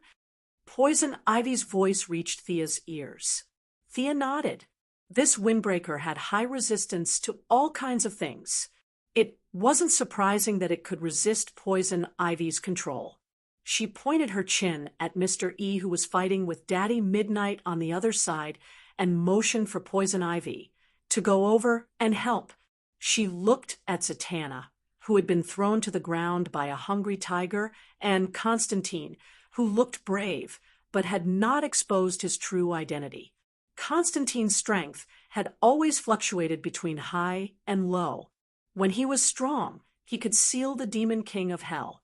When he was weak, he was reduced to being beaten up by hooligans on the streets and having his soap picked up by the prison guards. It was hard to tell whether he was pretending to be strong or weak. Thea didn't use any more ironic magic. Instead, she used her own magic to combine the three elements of water, wind, and fire to create lightning. Thea deliberately increased the proportion of the fire element. The lightning was different from the traditional bright blue. Instead, it was dim orange. He raised his finger and aimed it at the two of them from afar. The orange-red lightning plowed a deep trench in the ground and flew towards the two of them. Thea controlled the orange-red lightning to lose some of its speed and become more violent. She still wanted to find out more about Constantine. When lightning was halfway there, it split into three, blocking all possible escape routes and attacking the two from three different directions. Seeing that there was no way to avoid it, Constantine lightly stomped his left foot on the ground. A purple halo rose and firmly covered the two of them. The orange-red lightning hit the halo. There was no intense energy collision and no dazzling photoelectric effect. The three lightning bolts disappeared directly like hot water splashing on ice, arranged in an octagonal pattern, engraved with the words representing the sun, moon, and stars. This is the magic circle used by the great mage John Day in the 15th century to resist the magic loss. This magic circle can eliminate any supernatural power and magic damage. TSK. It's very effective. Could it be that you have been drawing this magic circle since you were teleported here? Your sense of crisis is very strong. Thea casually commented on his magic circle. Constantine's face was a little ugly when he heard her mention the origin of the magic circle so easily. However, he still fearlessly took out another cigarette and lit it. What he didn't expect was that Thea's last sentence made his face change drastically. "You are Thomas Constantine's son? You look a lot like your father." Thea was so happy that she was almost bubbling. No wonder death. Nell treated everyone as a child. It felt so good to act like an elder. Constantine and Zatanna looked at each other and saw the doubt in each other's eyes. "Who is this guy? Who else in the world knows your family's irony magic? Have you taught anyone else?" Constantine asked in a low voice. Zatanna shook her head. "My father has a few friends who should know, but I definitely haven't spread it." The two of them were speechless. She knew Constantine's father, knew how to use irony magic, and had a magic power as deep as the sea. The conclusion was obvious. She was an elder. In order to deepen his impression, Thea recounted what happened 100 years ago. At that time, your grandfather died in battle at the Somme River. I was the one who sent his body back to your father. When I met your father, he was not even 10 years old. Time really flies. Constantine took out 3 detection tools in a row, and all of them were real. Thea didn't lie at all. This made him slowly believe her. It wasn't strange for people with deep magic power to live for 100 years. Thea wasn't spouting nonsense. It was just that she was in a time travel state at that time, and she didn't see Thomas after that. These were 2 premises that she didn't mention. After many misunderstandings, Constantine had the misconception that this person was either his father's friend or his grandfather's friend. You really know my father? That's right, kid. Ask your partner to stop. I'll tell you in detail later. Thea acted like an expert. Father Midnight, who knew her true identity and had dealt with Constantine for many years, heard their entire conversation. He almost couldn't hold back his laughter. Constantine, who had been swindled his whole life, was actually deceived by another person. How could a billionaire like her know Constantine's drunkard father? Their ages didn't match at all. He thought that it was Thea's magical attainments that deceived Constantine's detection tools. Amused, he was even more in awe of Thea. The suggestion spell finally left a seed in his consciousness. After calming down Constantine and his partner, Thea finally had time to deal with the blind old man, Mr. E, surrounded by Father Midnight, Poison Ivy, and Thea. The old man couldn't even take a single blow. He didn't even have time to jump off the cliff before he was firmly entangled by Poison Ivy's strange vines. The vines pulled the blind old man in front of Thea. She asked, "Actually, we're here today to ask you something. You know Malcolm Merlin? Do you know who he was last in contact with, and where he disappeared?" Thea showed an elegant demeanor and asked politely. However, her words were like thunder in Mr. E. Damn it. You came to our house to shout and kill, but you're here to get information? Mr. E's empty eye sockets stared at Sia in disbelief. His astral vision allowed him to see the world from 360 degrees. He didn't even turn his head to look at the great alchemist lying in a pool of blood on the ground in the distance. He really felt that this old man didn't deserve to die. This group of fiendish people weren't government officials who wanted to eliminate active social organizations. They were just passing by to get information because of the reputation of the Cold Flame Vatican. Chapter 418. He was not very sad about the alchemist's death. After all, they had already shed all pretense of cordiality. How pretentious would one have to be to feel sad for someone who was blinded by greed and betrayed their friendship? He just wanted to get through the difficult situation in front of him. Malcolm Merlin. Was there such a person on his side? Thea took out her phone to help him deepen his impression. She wanted to show him the photo, but she quickly realized that this guy was blind. Fortunately, she had plenty of means. She used telepathy to send Old Ma's image into his mind and peeked at his true thoughts. If he had any grudges, she would kill him. If not, she would spare his life. After reading all of Great Wizard Sargon's memories, Thea understood the whole process of their battle. If she had not brought people out, the 2 of them would have been finished. From another point of view, she had saved the blind old man's life. We don't know much about this person. I only know that he had a conflict with Felix Faust in Northern Europe. I don't know what happened after that. Mr. E took out a thick piece of parchment from his bag. His old fingers groped on it. Thea thought it was Braille. After a while, the old man said with certainty. The old man rejoiced in his heart. He checked it repeatedly and finally confirmed that this person's matter had nothing to do with them. You people came to my house and looted for half a day. Now that the truth is out, can you retreat? You should know that cultists also had dignity. Thea scratched her head. The battle had calmed down. None of the people who asked for directions died. Only 6 or 7 were injured. One of the kinetic skeletons was seriously overheated and had an emergency shutdown. Basically, it was the economic loss of firearms and ammunition, which could be recovered with just a few $1,000,000. 2 of the 4 court pillars had fallen. One had been scared to death, and the other had been hacked to death. The only remaining leader had been captured. The square was filled with corpses in red robes. Excluding those who had killed each other and those who had died from using evil rituals to summon monsters, a conservative estimate was that they had killed at least 300 people. There were only a few dozen believers who were relatively new to this world. They were all hiding behind large trees and rocks, trembling in fear. The Cold Flame Church, which originally had 4 great mages carrying the flag and had shaken the magic world, had been beaten down by her. From a lively international organization, it had become a lively regional organization.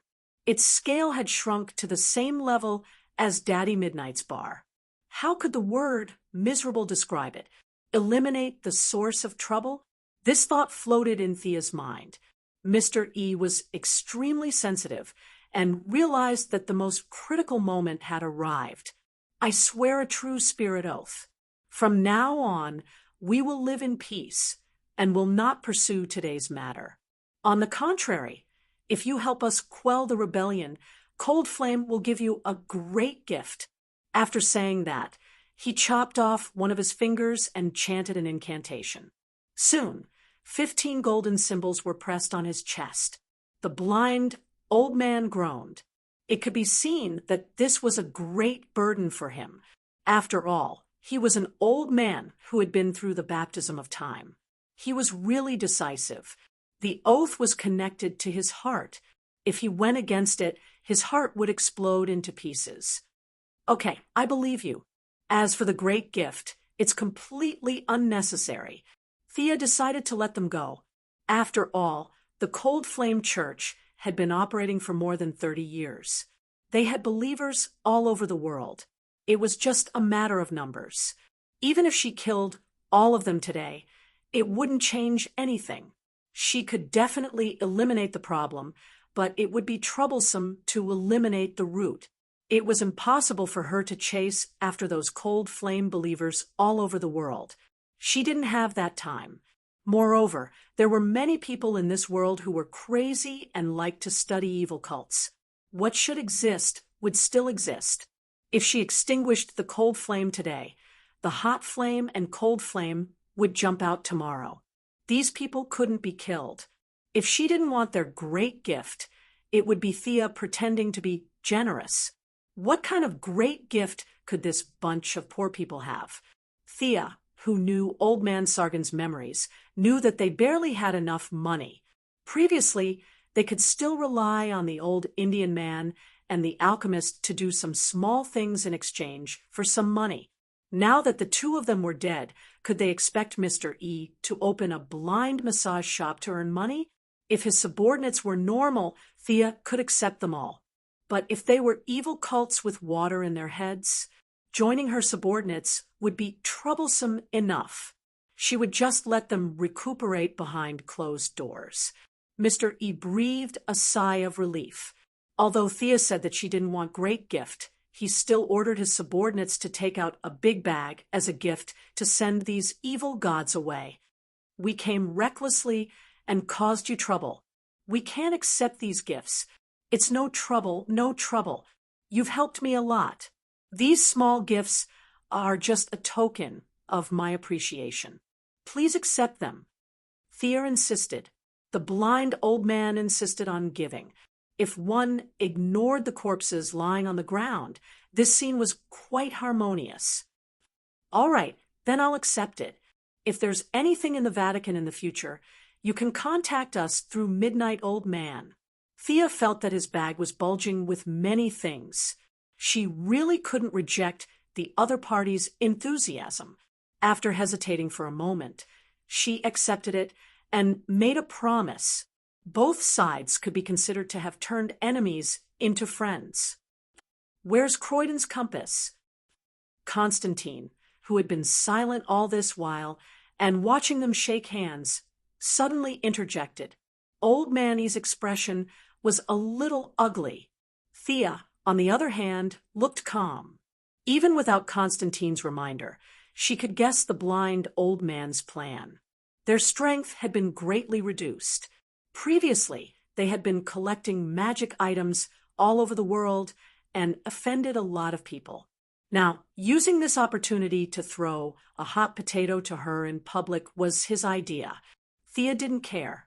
These contemporary mages weren't a threat to her. Moreover, her identity wasn't exposed at all. Those who were interested could only find Death Bell, Poison Vine Lady, and Midnight Old Man. These three weren't good men and could deal with any trouble. Pull that woman over here for me to check. Thea pointed at the woman with a nose ring, who was wrapped in vines, and ordered the Poison Vine Lady. Magic power, rich magic power. Old man, give me all your magic power. The woman with a nose ring was still yelling. Thea used her mental power to enter the woman's brain and checked. This woman's brain was damaged due to the short period of joy and sorrow. Her thoughts were in a mess. This person was no longer a threat because she had completely gone mad. She checked Sargon's memories. In fact, the Indian old man treated this daughter well. It was just that the patriarchal ideology in India caused their father-daughter relationship to break down again and again. In the end, it led to today's tragedy of patricide. For the sake of the old man, please spare his crazy daughter. Where's that Felix Faust? I'll go ask him. Thea waved her hand to let the Poison Vine Lady pull the woman away. She casually threw the gift bag into the space ring and asked Mr. E politely, Midnight Old Man, and Mr. E shuddered at the same time. You're going to ask again? The blind old man had the mentality that if he was having a hard time, they wouldn't be having a good time either. He drew a map and looked up information, telling the young lady everything he knew in detail. Chapter 419. After explaining the location in detail, Mr. E sent them, including Constantine and Zatanna, out of the castle as if they were the plague. It was as if he did not see the shattered statues and the blasted door. Zatanna also did not realize that the pile of shattered objects on the ground used to be her father's statue. It was only when their figures disappeared into the night that the blind old man heaved a sigh of relief. At the same time, he felt a little excited. The foundation that the four of them had established was now all his, not mentioning the blind old man who had turned a joint venture into a sole proprietorship. Thea counted her gains and split them on the way back. Take this. Thea threw a katana that glowed with green light to Death Nell. The blade was enchanted with an acid spell. When it hit the enemy, it would deal physical damage and enhance acid damage. There were many who were immune to fire and ice, but there were not many who were immune to acid. He gave Poison Vine Lady a pair of wrist guards that allowed her to move quickly through the forest. This item might be of little value to others, but it was very suitable for Poison Vine Lady. She could easily create a large number of plants, which could also be considered a forest. This wrist guard could greatly make up for her lack of mobility. Whether it was attacking or escaping, it was a powerful weapon. This is for you. It should be able to nourish your little skeleton. Thea picked and picked. There were not many things related to voodoo. Finally, she found a stone slab that was the size of a tablet computer. There were some strange drawings on it like children's doodles. It contained a small space that was filled with the aura of death. It was just right for Father Midnight. His little skeleton from the prehistoric civilization was too damaged. With this stone slab, it could more or less recover some of its power. After splitting the loot, she watched them return to the camp. It was better for more than 300 people to take a transport plane with a lot of equipment. It was too tiring to open a portal. Thea took out the 2 iron golems and gave them to Death Knell to bring back to the metropolis. She would study them when she had time. She planned to go to Northern Europe alone to find Felix Faust. He had a stargazing platform that was usually hidden in another plane. This time, there was only one enemy. It was useless to have more people. The mercenaries lined up and left. None of them said anything. They did not ask who the man in black was or why he stayed where he was. Everyone left quickly, leaving only Thea, Constantine, and Zatanna. Nephews, is there anything else? Thea looked at them curiously. Virtuous your sister. Constantine had lost count of the number of cigarettes he had smoked. He spat out a few puffs of smoke in displeasure. The compass is divided into 3 parts. The cold flame Vatican only got 2 parts, and the remaining part is with my friend. I hope you can give me those 2 parts. This thing is very dangerous, and it will cause a lot of trouble if it falls into the hands of ordinary people. Thea didn't care much about the compass at first, but now that Constantine was talking about it so seriously, the importance she attached to it increased by 2 levels. You can't refuse my gift, but if I don't want to, no one can take anything away from me. John Constantine, you're no match for me. Thea's tone was as cold as the wind. Don't be angry. Don't be angry. Aren't I talking to you nicely? Little Ja, you say something too. Do it. Ja Kong smiled mischievously as if he was surrendering. He raised his hands high, and when he felt that Thea was attracted by his antics, he moved his hands continuously in a red pattern. A rose-red magic circle appeared under Thea's feet. Old Senior, give it to me. Although you hit it well, but my nose tells me that you're a woman. This magic circle only works on women. Ja Kong raised the collar of his windbreaker, trying to use words to sway her mind and find a loophole. Thea was unmoved. What a joke! This was a spell recorded in the Constantine family's magic books. It was too easy to break this kind of spell, but what was the point of breaking it? With Master Sargon's knowledge and the theory of magic circles, Thea found another way. This was something that no one had used before. She lifted her hands in the air, and following the direction of the magic flow of the magic circle, she pulled the magic circle out of the ground. As if she was showing off a product, she turned the magic circle 360 degrees twice. Little John, you drew it well in a hurry. However, there is too much magic accumulation at this node, and it can be easily destroyed. The lines at this node are too complicated. Actually, you can simplify it. She was like a teacher teaching her students. She commented on his magic circle inside out, and then threw it aside like trash.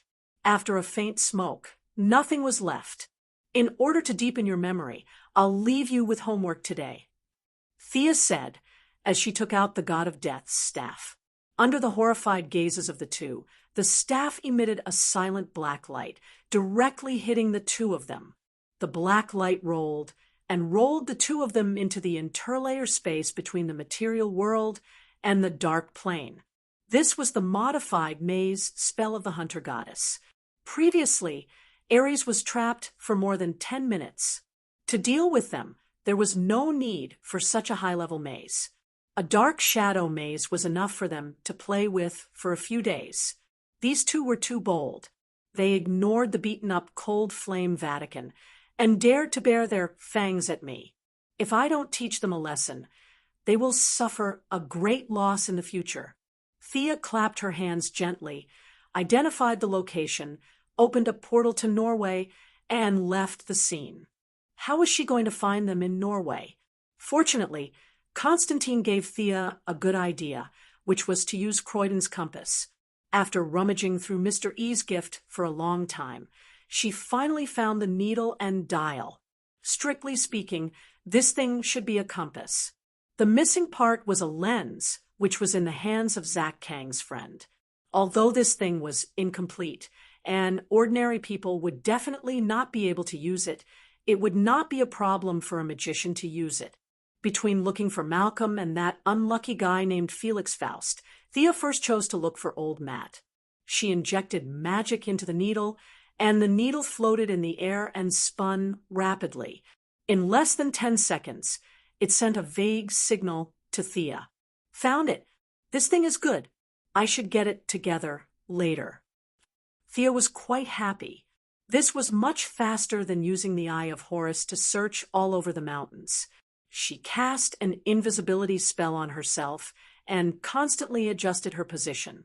She set off from the city and flew towards the suburbs. The closer she was, the stronger the signal sent by the needle. After the third search, Thea came to the foot of a mountain. There was a large amount of metal in the mountain, which seriously blocked her vision. However, Thea still found Malcolm standing at the entrance of a cave. She secretly let out a sigh of relief. How many innocent lives had been sacrificed in order to find him? Cold Flame Church, we were wronged. Thea, Malcolm's face was originally very serious.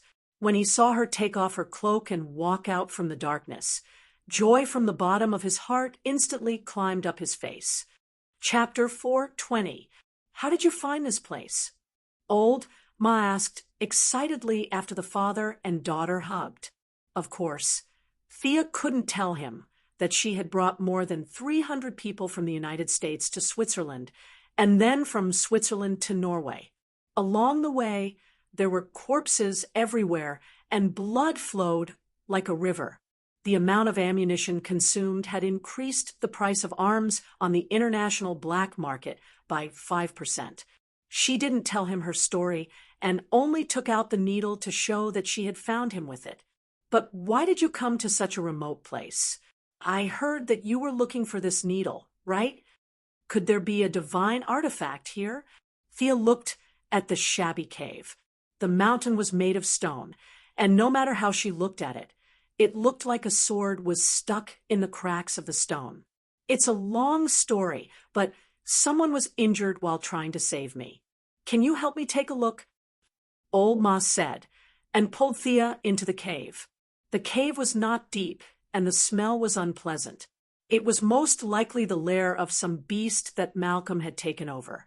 The father and daughter turned a corner, and what they saw was a very narrow inner room.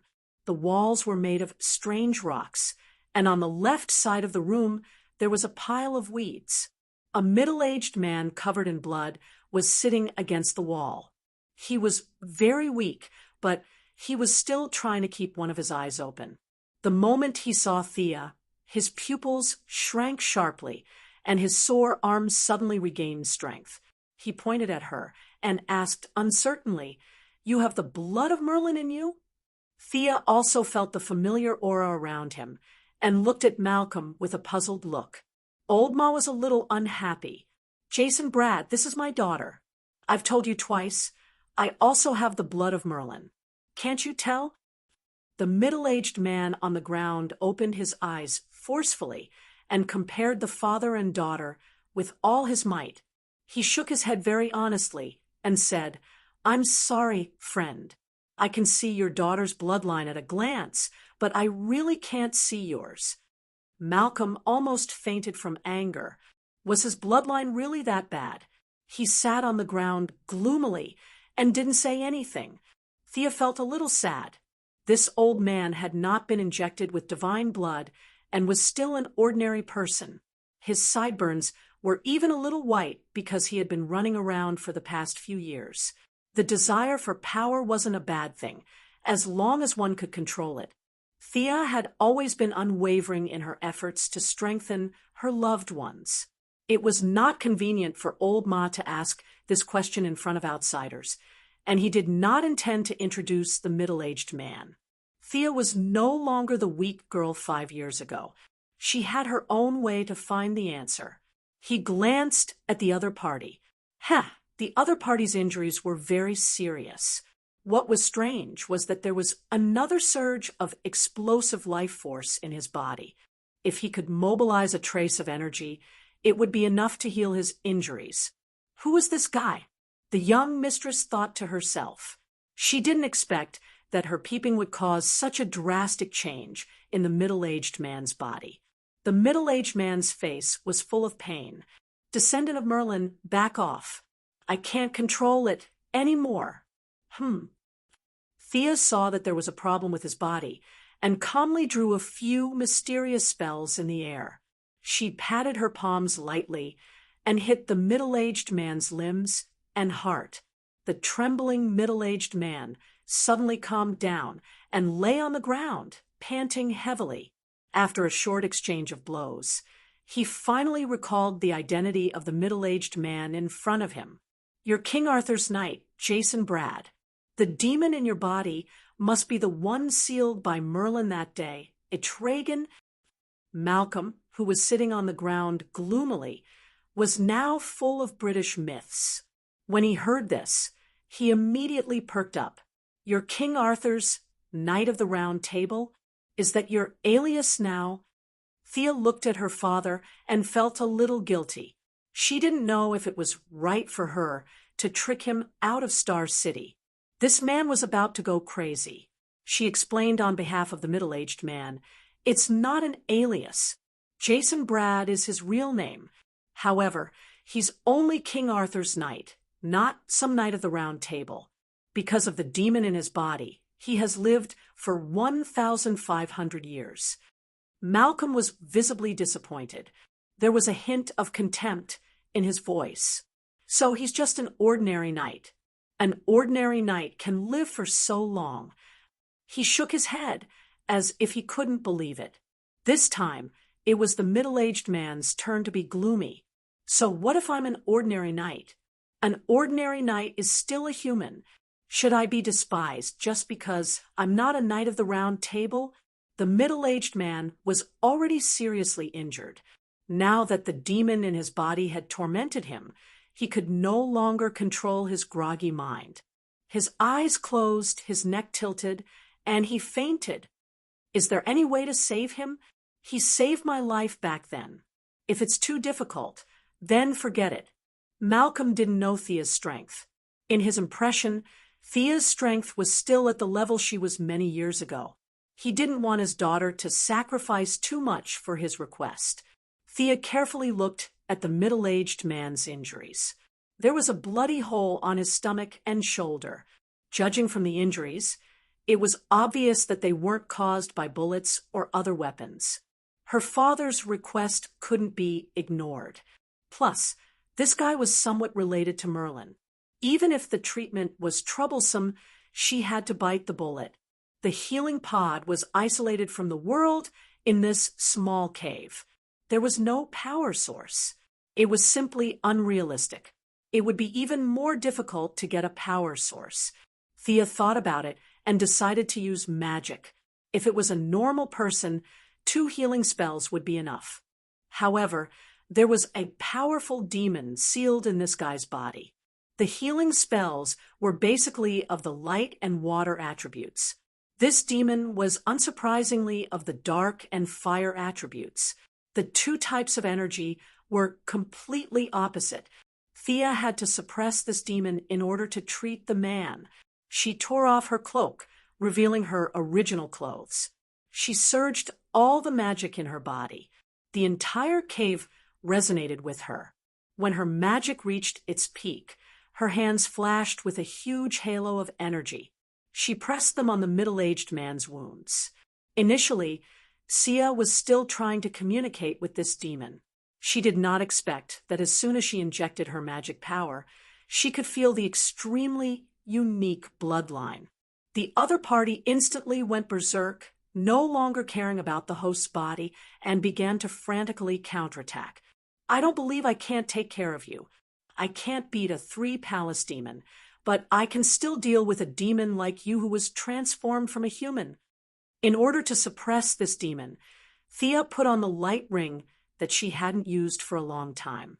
Her fear energy was released 100-fold. Thea, who was more skilled at using her emotions, avoided Malcolm. Yellow energy filled the small cave. Magic and emotion fused once again, forcefully suppressing the demon Etrigan's counterattack. The unparalleled fear allowed the demon to regain some clarity in its mind, and it appropriately retracted a portion of its power to facilitate Sia's healing. However, Thea didn't trust this demon. What if he lost his mind and tried to do something while she was treating the man? She didn't care about anything else. She relied on the huge amount of energy to seal Altrin so that he wouldn't be able to come out for a while. Only then did she start treating the middle-aged man. Chapter 4:21. The real treatment was much smoother. She removed the residual magic from the wound, stimulated the growth of the cells, and accelerated the healing of the wound. As for the missing blood, Thea could not do anything about it. This guy had lived for more than 1,500 years. Who knew what type of blood he had now? Thea was sweating profusely. The treatment took 1 minute, and the suppression of the demon took 9 minutes. What's going on? You don't seem to be injured. Why is this guy on the ground? Thea looked back at Old Ma. Although his clothes were a little messy, his beard and tail were intact. There was no sign of injury at all. Combined with Old Ma's words about how Etrigan had saved his life, Thea was very surprised that they could be together. Malcolm began to tell his own story. It was a very cliché story. The knight on the ground, who had lived for 1,500 years and was still very Chinibu, was someone that Old Ma had met in England. He usually pretended to be a knowledgeable scholar. The two of them traveled together and chatted very congenially. They had already become friends. The knight did not lie. He did not feel any blood in Old Ma's body. He only thought that Merlin's surname was a coincidence. They were originally looking for the needle, but they did not expect to be ambushed by Felix Faust, who had no enmity with them. As they fled, Old Ma, who sensed that something was wrong, used a trick he had learned from Nanderbart, which was to play dead. He pretended to roll down the cliff and used a special breathing method and special medicine to completely suppress his heartbeat. Logically speaking, this should have fooled the enemy, but to his surprise, the knight thought that his good friend had been beaten to death. Without any scruples, he released the restrictions of the devil in his body and crazily fought Felix Faust. Both he and the evil mage were heavily injured.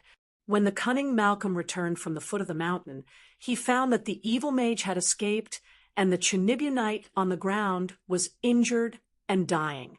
With all communication tools lost, he could only drag the knight to a nearby cave for treatment. This place was in the middle of nowhere, and the intelligent Old Ma did not dare to go too far. He was temporarily delayed here. Thea thought that this was the difference between a hero and a villain. Old Ma was very skilled at playing dead. Not to mention the enemy, he even fooled his own people. However, this hero ended up seriously injured. The needle has been found. Shall I send you back to Star City? The guy on the ground has lost too much blood and needs to rest. No, I want to continue investigating. This Felix Faust is also my target. Old Ma directly rejected the suggestion of returning to Star City. Yes, I also received news that Faust has found the temple of the Dark Grand Magician, Morgan Le Fay. He is very important. The knight lying on the ground had already regained consciousness, speaking intermittently. Ha ha! Thea looked at the knight and explained to Malcolm. Although this guy is just an ordinary knight, the demon in his body is a grand knight. Because he fell in love with King Arthur's sister, the dark wizard Morgan Le Fay, he betrayed his companions and was turned into a demon by Merlin. Only by killing Morgan Le Fay can he regain his human form. Then how did the two of them get into the same body? I only remember that it was because Jason Brad was seriously injured and Merlin sealed the demonized Etrigan into the human body. Anyway, it's a complicated story. Thea sighed and clicked her tongue. Descendant of Merlin, Your knowledge is truly extensive. You're right, I have to kill Morgan Lafwy in order to be redeemed. Etligan's and mine. The remnants of magic in his wounds had been removed, and his body was recovering very quickly. At this moment, he could already sit up shakily. Hearing him talk about the descendant of Merlin, Malcolm became unhappy again.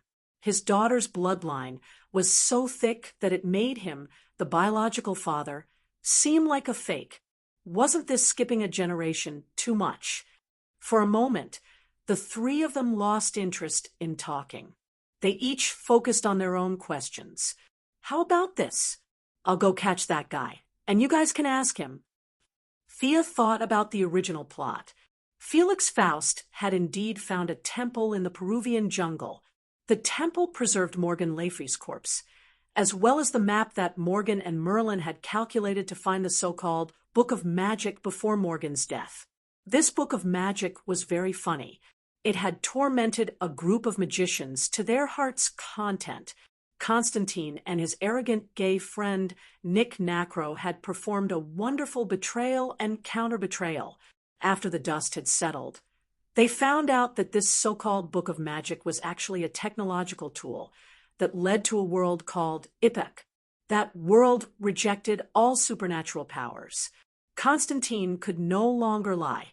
The dead had come back to life, and the eternally youthful Madame Xanadu had almost died of old age. In short, this plot was full of malice. Originally, Thea did not intend to participate in this matter. The map was a joke. However, she suddenly remembered that Morgan Lafwy's corpse was still there. This was a great wizard who had fought with Merlin all his life. Thea did not think that a person of this level would die. Perhaps her corpse hid some other secrets? Thea would go looking for him, even if it was peaceful. Moreover, Faust had bullied his own father. This was not giving him face. Fortunately, this bastard was hiding in an alternate dimension. Otherwise, Thea would have thrown a fuel air bomb at him. It would take some effort to find this guy's alternate dimension. A few members of the Cold Flame Vatican had also planned to ambush him twice, but they had all ended because he had hidden in an alternate dimension. Considering the other party's sneak attack and the fact that Old Horse had brought his heavily injured knight, this cave should not be far from Faust's alternate dimension. Thea closed her eyes and used her mind power to feel the world's veins, looking for the other party's hiding place. Descendant of Merlin. The other party is a very powerful wizard. Shut up. Sia glanced at him indifferently. This guy was also someone who liked to pretend to be a senior. He had wasted 1,500 years of his life. Apart from the demon in his body, he was just a weakling. Yet he was so serious every day that anyone who saw him would want to say something to him. This guy would have been hacked to death long ago, without the demon's help. In Thea's heart, he was on the same level as Hawkman and Hawkgirl. Thea always felt that she did not have enough time. 1 minute was like 2 minutes. These guys had been idling around for thousands of years. Letting them live was a waste of food. Found it. I'll be back soon. Using Sargon's method, she broke through the spatial barrier and directly teleported into the other party's alternate dimension. Is this really your daughter? She's the most powerful contemporary wizard I've ever seen. Jason Brad watched the dark blue teleportation door disappear and asked Malcolm with uncertainty. Old Horse was proud and depressed.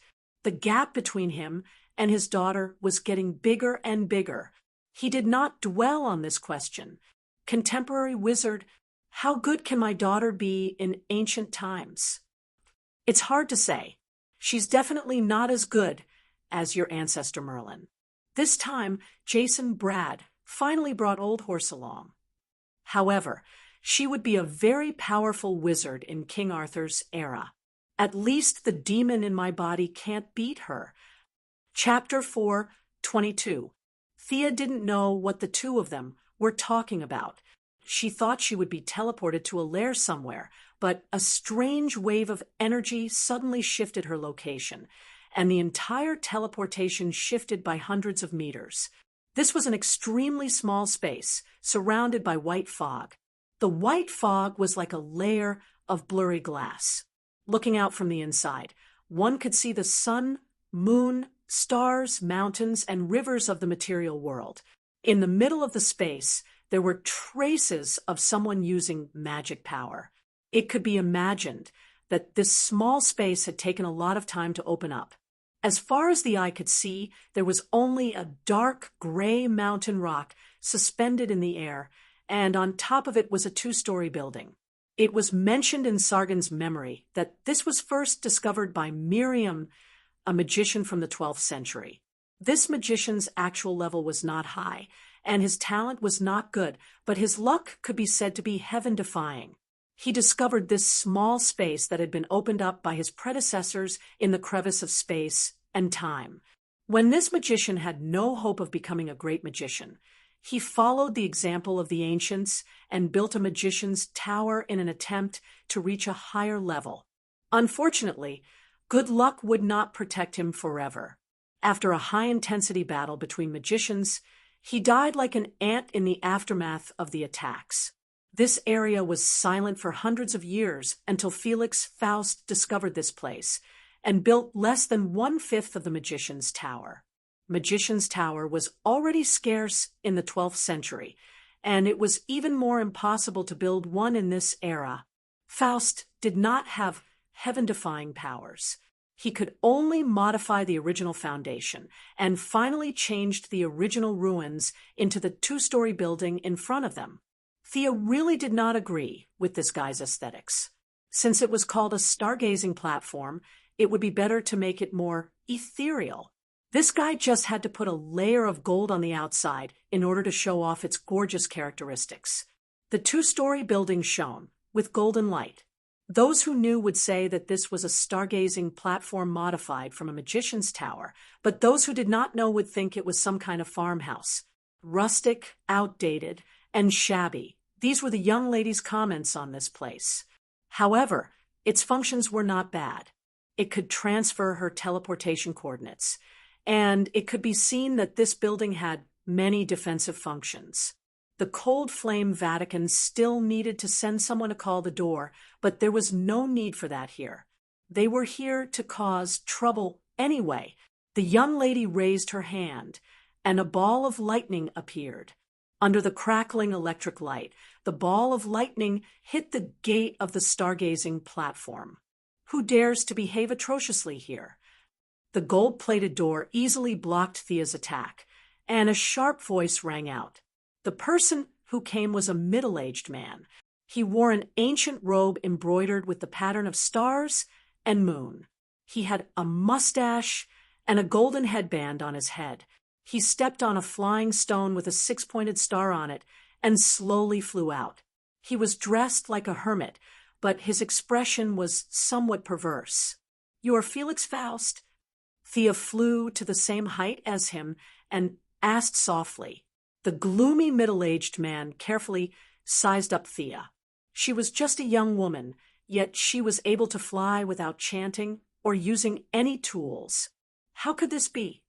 One had to know that if he didn't have the stone under his feet that was integrated with the observatory, he couldn't fly. "Woman, are you from the Cold Flame Church?" Faust didn't have an undeserved reputation. He saw that Thea's method of breaking through the barrier was exactly the same as Sargon's, and he made a judgment in his heart.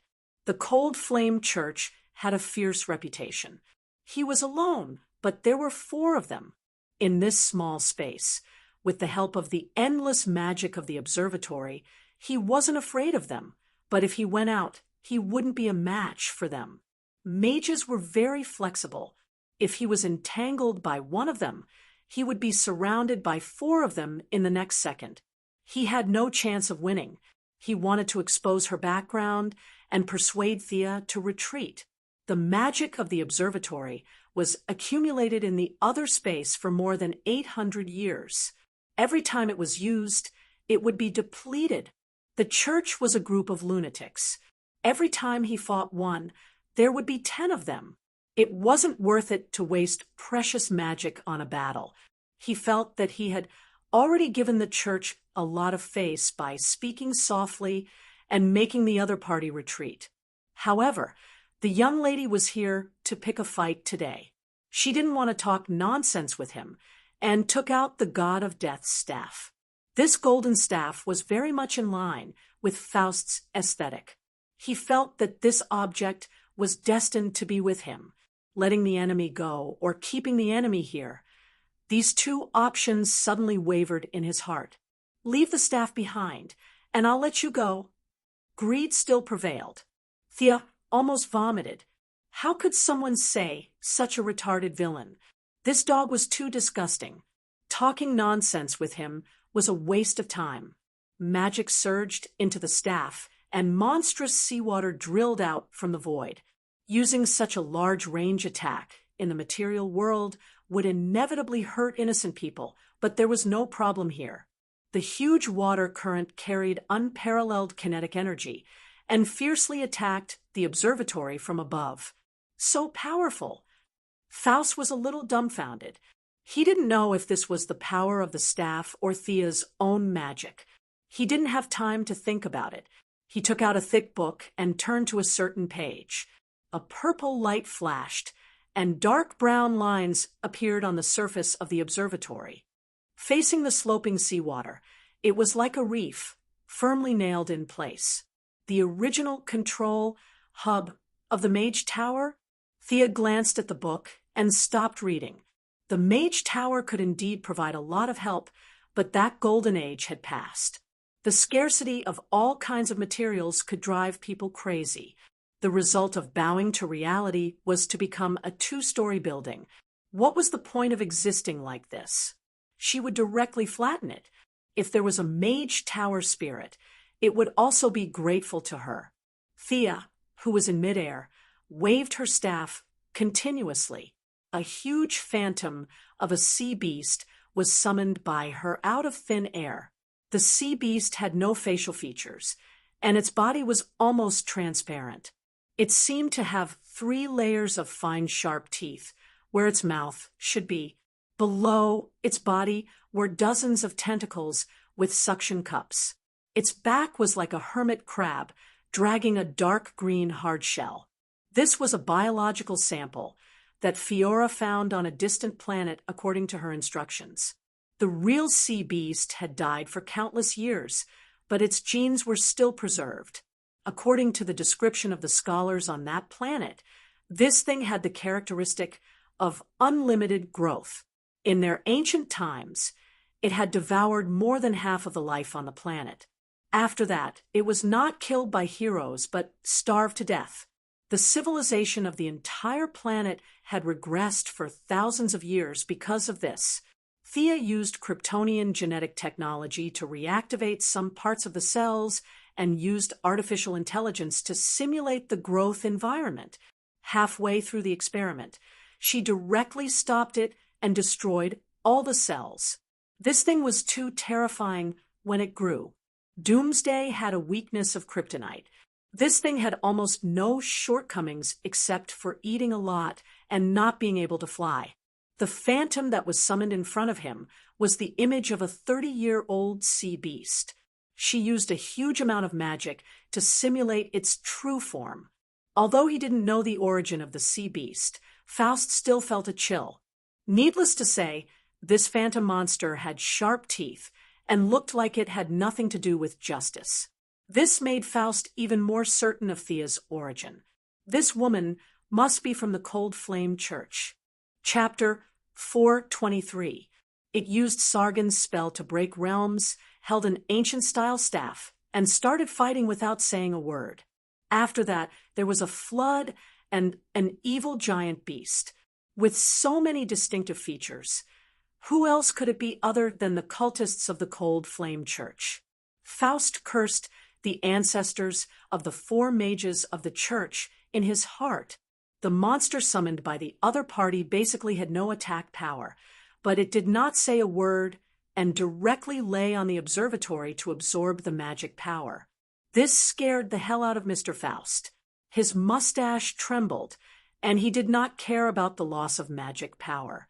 He gave a few orders, and the observatory began to consciously counterattack.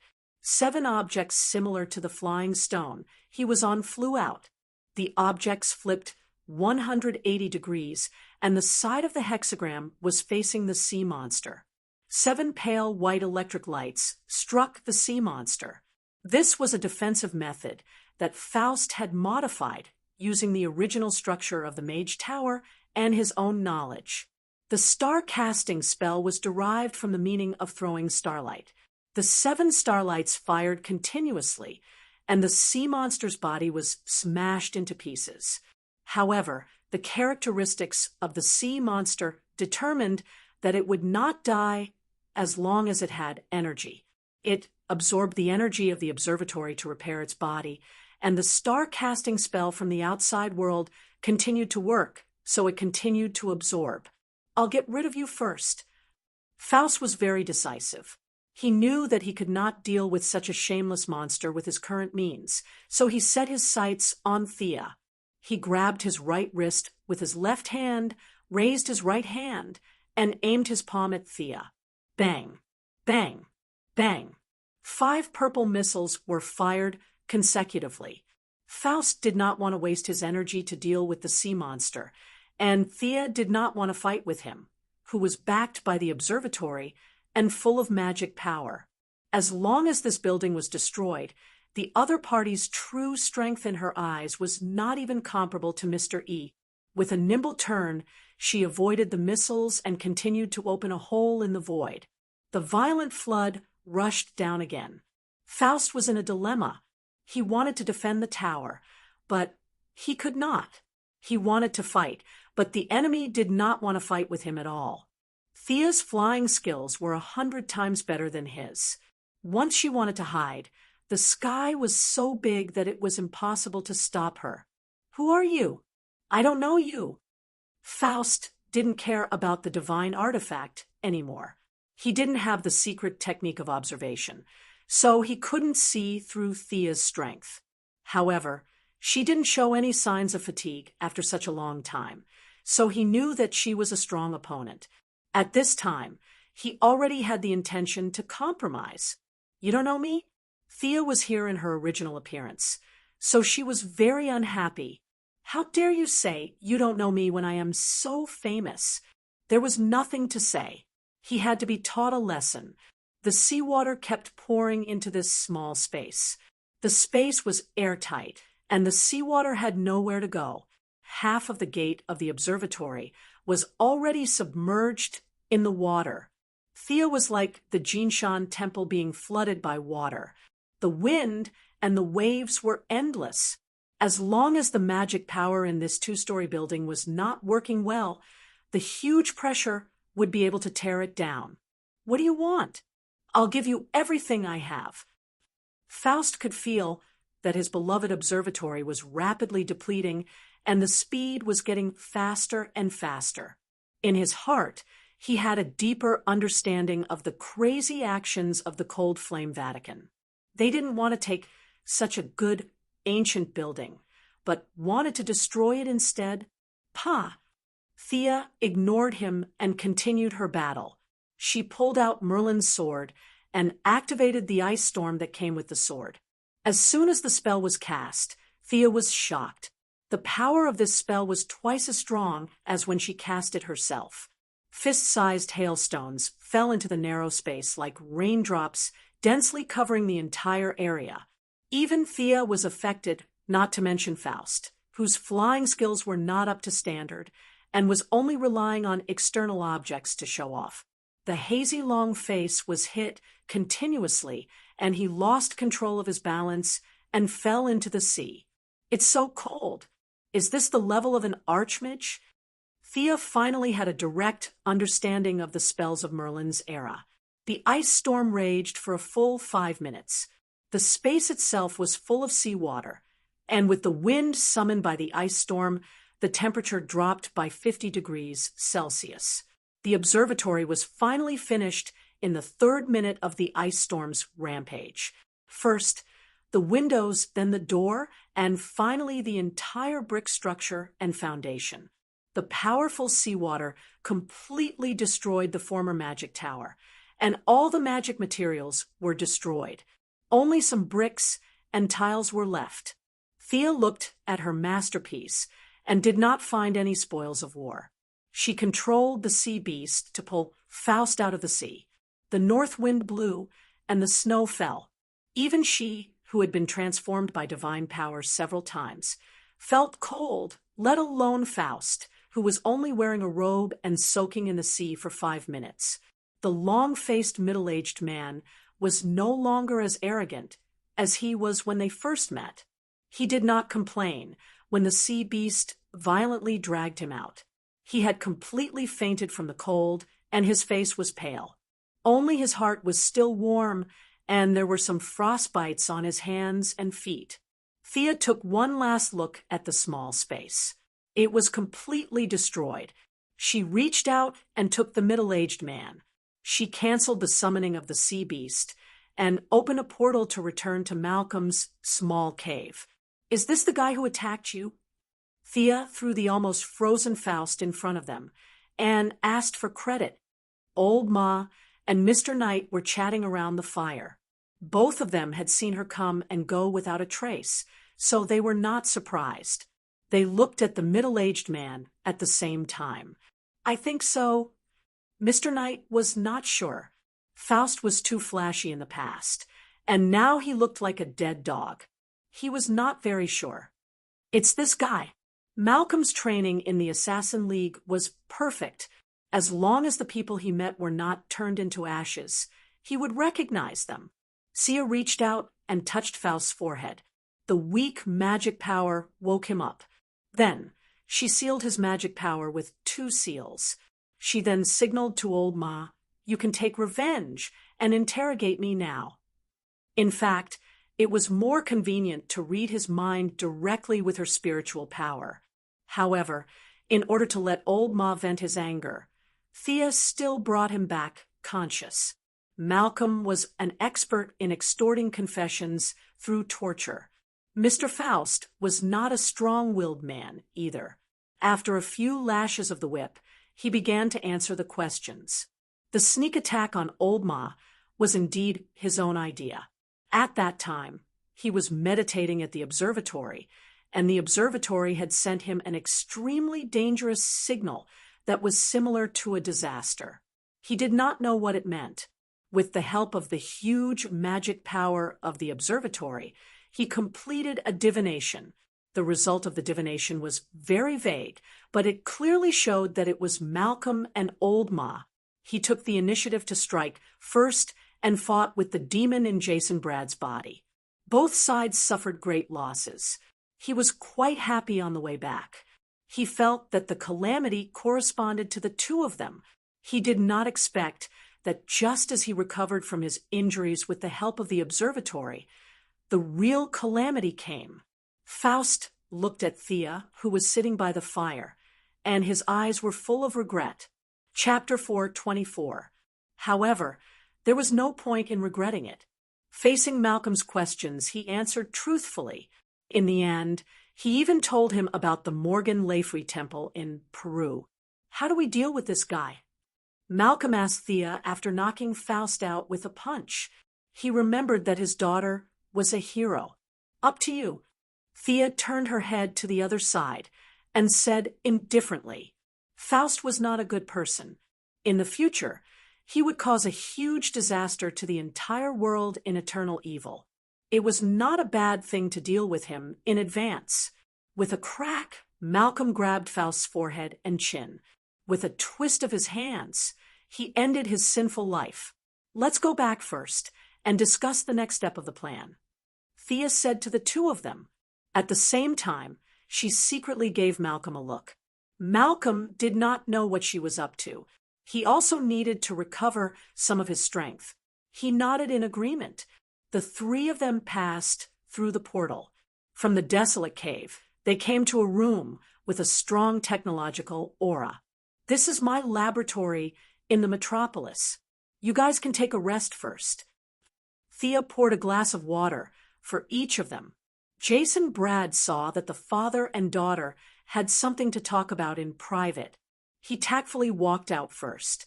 In fact, it was not bad to bring them to Star City for a reunion. However, Thea did not want Old Ma and Oliver to have a conflict. Old Robert's life was involved in this. This kind of hatred for killing one's father was difficult to resolve. Malcolm was not only Tommy and Thea's father, but he was also Oliver's father's enemy. In the face of a close friend and sister, Oliver was in a difficult position. The best way was to distance them from each other and not see each other for the rest of their lives. That would be the best. The father and daughter understood what happened after they parted. Thea specifically mentioned that Tommy had been injected with God's blood. She told Old Ma not to hesitate anymore. She then took out a tube of gene optimization fluid from the laboratory and gave it to him. At this point, all of her relatives had been strengthened. As for the matter of popularizing the gene optimization fluid, Thea only thought about it and gave up on it. The benefits involved were too great. It was impossible to give the injection for free. The high price would cause serious conflicts in society. The rich with money and power would become stronger, and the poor would be even more powerless to resist. Ignoring the others, once the gene optimization fluid was released onto the market, Batman would definitely explode. Every villain would have a copy of the gene optimization fluid, such as a clown that had been injected with the strengthening fluid, a strengthened penguin scarecrow, etc. The danger level of Gotham would increase exponentially. That scene would be too terrifying and too beautiful. Maintaining the status quo was the right thing to do. It's like this. Thea organized her words. I've thought of a way to forcefully activate your bloodline. What should we do? You don't need to do too much. Just inject the God's blood and gene strengthening fluid separately and adjust your body to its best condition. We'll start in 3 days. 3 days later, Malcolm, who had received a series of enhancements, stood there in high spirits as he watched Thea busy herself. He had experienced it deeply after injecting the God's blood and the gene optimization fluid. His body was rejuvenated. His originally declining physical strength seemed to have returned to 20 years ago. The feeling of his strength, speed, and stamina returning to their peak was intoxicating. Jason Brad had fully recovered from his injuries in the past 3 days. He stood beside Malcolm and looked at Thea, who had been drawing circles on the ground for 3 days. Your daughter is really good to you, but can this really awaken any bloodline? The knight was a little doubtful. In his impression, even Merlin could not do this. If it could be done, it could. If it couldn't, it couldn't. If it could be awakened so easily, the world would be filled with wizards. Malcolm glanced at him and did not say anything. Thea had been working on it for 3 days without rest. He would definitely not back down now. In fact, the knight was not wrong. Merlin was indeed unable to do this. His era was too long ago, and the power of the spells of today's wizards could not be compared to that of his era. However, after 1,000 years, the refinement and ingenuity of spells were different from that of ancient times. A new path had been paved. In addition, Merlin's standards were too high. He only had eyes for the higher levels. He did not have the time to worry about a wizard apprentice's initiation ceremony. This created an objective reality that Thea could do what Merlin could not. The magic circle in front of him was a combination of modern magic and ancient magic. The most crucial point was that it made use of Zatanna and her daughter's irony magic to make the impossible possible, forcefully drawing out Malcolm's originally sparse and almost invisible bloodline. After that, it would be possible to use a large amount of magic to cleanse and reorganize it. What Sia had drawn was a huge ironic magic circle. She had also borrowed a lot of Sargon's knowledge. This magic circle could be said to be the culmination of all the skills of the current generation. She threw 3 gemstones to Malcolm. There were 3 greater healing spells stored in them. They were created using gemstone magic. When Malcolm walked into the magic circle, Thea began to recite the spell. She had to recite the entire spell in reverse. This task was very mentally taxing. Even with her high intelligence, she had to stumble, and her face was pale.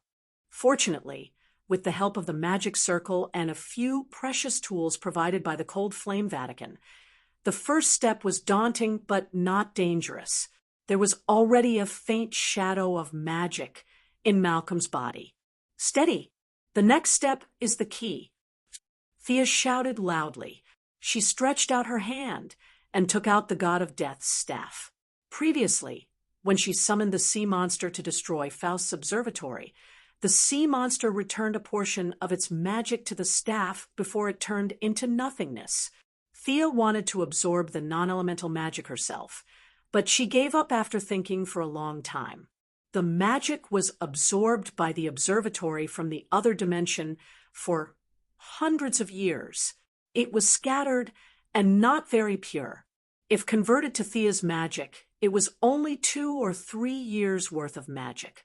It was just icing on the cake. If she used it to strengthen Malcolm's body, it would be a different story. It was a timely help. Thea raised the staff and directed the magic to follow the path of the magic circle all the way to the center point, which was Malcolm's body. The non-elemental mana activated the crimson magic circle and surged into Malcolm's body. His weak mana was nourished and grew at a rate visible to the naked eye. "That's it?" Mr. Knight asked curiously. He didn't mind making things worse. Far from it. Sia was not as optimistic as Malcolm. Purification was the first step to extraction. Malcolm's current mana was only enough to fulfill the conditions for extraction. He was still far from success. Seeing that Malcolm's body was shaking a little, Sia knew that his magic power had reached its limit. She stopped the non-elemental magic power output, and a small magic circle appeared in the magic circle. It was the same as what Damien had done. This was the real bloodline purification magic circle. Chapter 4:25. If Thea's own mana reaction was a 10, then she would have a 10% chance of awakening her sorcerer's bloodline without the help of any magic circles. Damien's mana reaction was a 3, and Malcolm's mana reaction was probably not even half a point. However, with the help of modern magic, he had finally reached this step. The process was extremely painful. The purification circle was constantly consuming his mana, and every second felt like hell. However, Malcolm was already so old. He understood that the gains were proportional to the gains. His willpower was even stronger than Damien's. He gritted his teeth and persevered. Thea also kept her eyes on him. Every time Malcolm's mana was about to be depleted, she would manually inject a part of it into the circle, and then the circle would purify it again. Thea would replenish it again. Twice during the process, he could not hold on any longer and used the magic gem Thea gave him to heal his body. However, the consumption of mana was unavoidable. He could only endure every second. After the 4th replenishment, Malcolm finally gathered a drop of his own mana. Thea hurriedly stopped the circle. She was also exhausted. "That's it? There seems to be some reaction, but the effect is mediocre."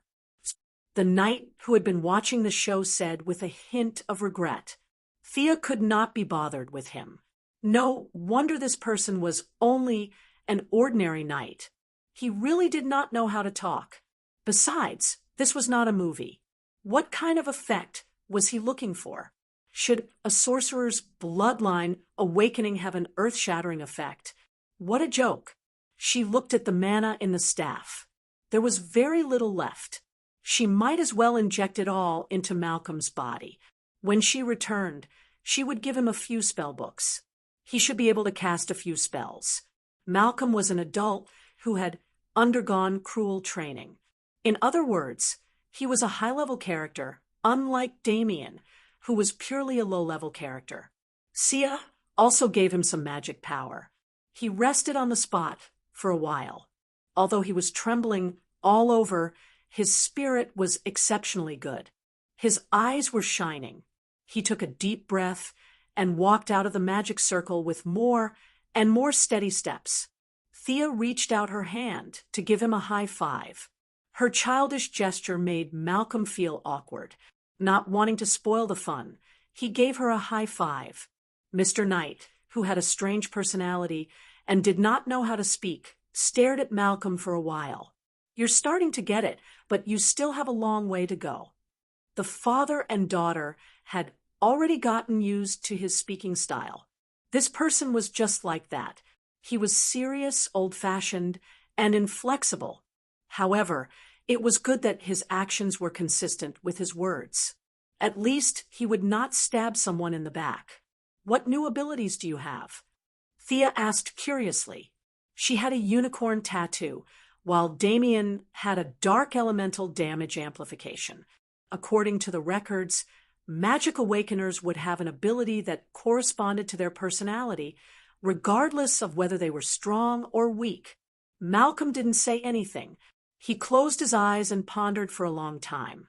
Then he leaped into the air, turned nimbly, and disappeared without a trace. A gentle breeze blew by, and when he reappeared, he was already 10 meters away. Invisibility? Haste? Or was it spatial magic? A few well-known spells flashed through Thea's mind, but none of them looked like it. She quietly waited for Malcolm to explain. "The information that the bloodline transmitted to me is wind walk.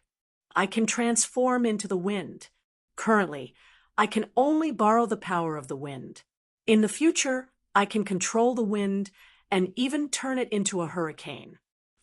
Thea nodded. This ability was very much in line with Old Ma's personality. He could fight and hide, and most importantly, he could run away easily. The Merlin family's awakeners had the wind attribute for generations. This talent conformed to the norm and had potential for development. With Old Ma's research spirit, he might be able to develop a new ability. Talent was only a small aspect. Learning more knowledge and accumulating magic power was the right way to go. Thea was about to persuade comrade Old Ma to study hard and improve himself every day, but who knew that he would speak again hesitantly.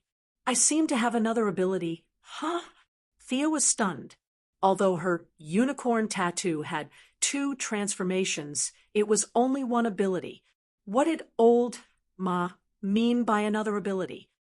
"It's a very mysterious ability. I can't explain it clearly, but I'll show it to you." He did not waste the past 3 days. He contacted his subordinates and vaguely knew that the Cold Flame Church was almost completely destroyed by a group of people. He had realized that his daughter was no longer the little girl who had learned martial arts from him. She was now a powerful mage. If there was something he did not understand, he could not go wrong asking her. He reached out and drew strange lines in the void. 7 illusory stone slabs with hexagrams were summoned. Malcolm frowned, as if he was trying to decide what to do next. Thea hurriedly stopped him. With her rich theoretical knowledge, she understood that this was the ability of the Faust Observatory. Back then, the sea beast had absorbed about 30% of the Faust Observatory's magic power, and then returned about 15% to the God of Death's staff. This part of the magic power had been consumed and purified by the magic array. Now that it had been reflected in Malcolm's body, it should be less than 10% of the original amount. Through the purification process of Old Ma's blood, the magic power had merged with him, giving Old Ma a trace of the ability of divination. Thea had dabbled in various schools of magic, secret arts, rituals, and curses. However, she had almost never studied divination because there was no need for it.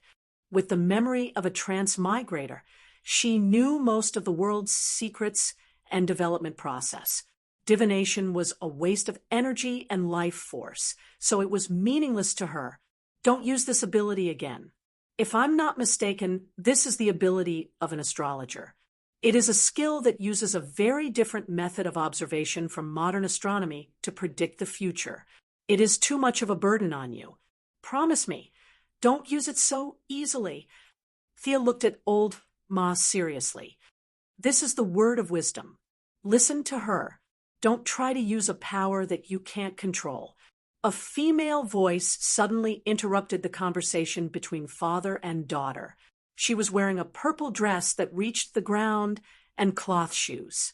She was very simple from head to toe, except for a hairband on her head. "You are?"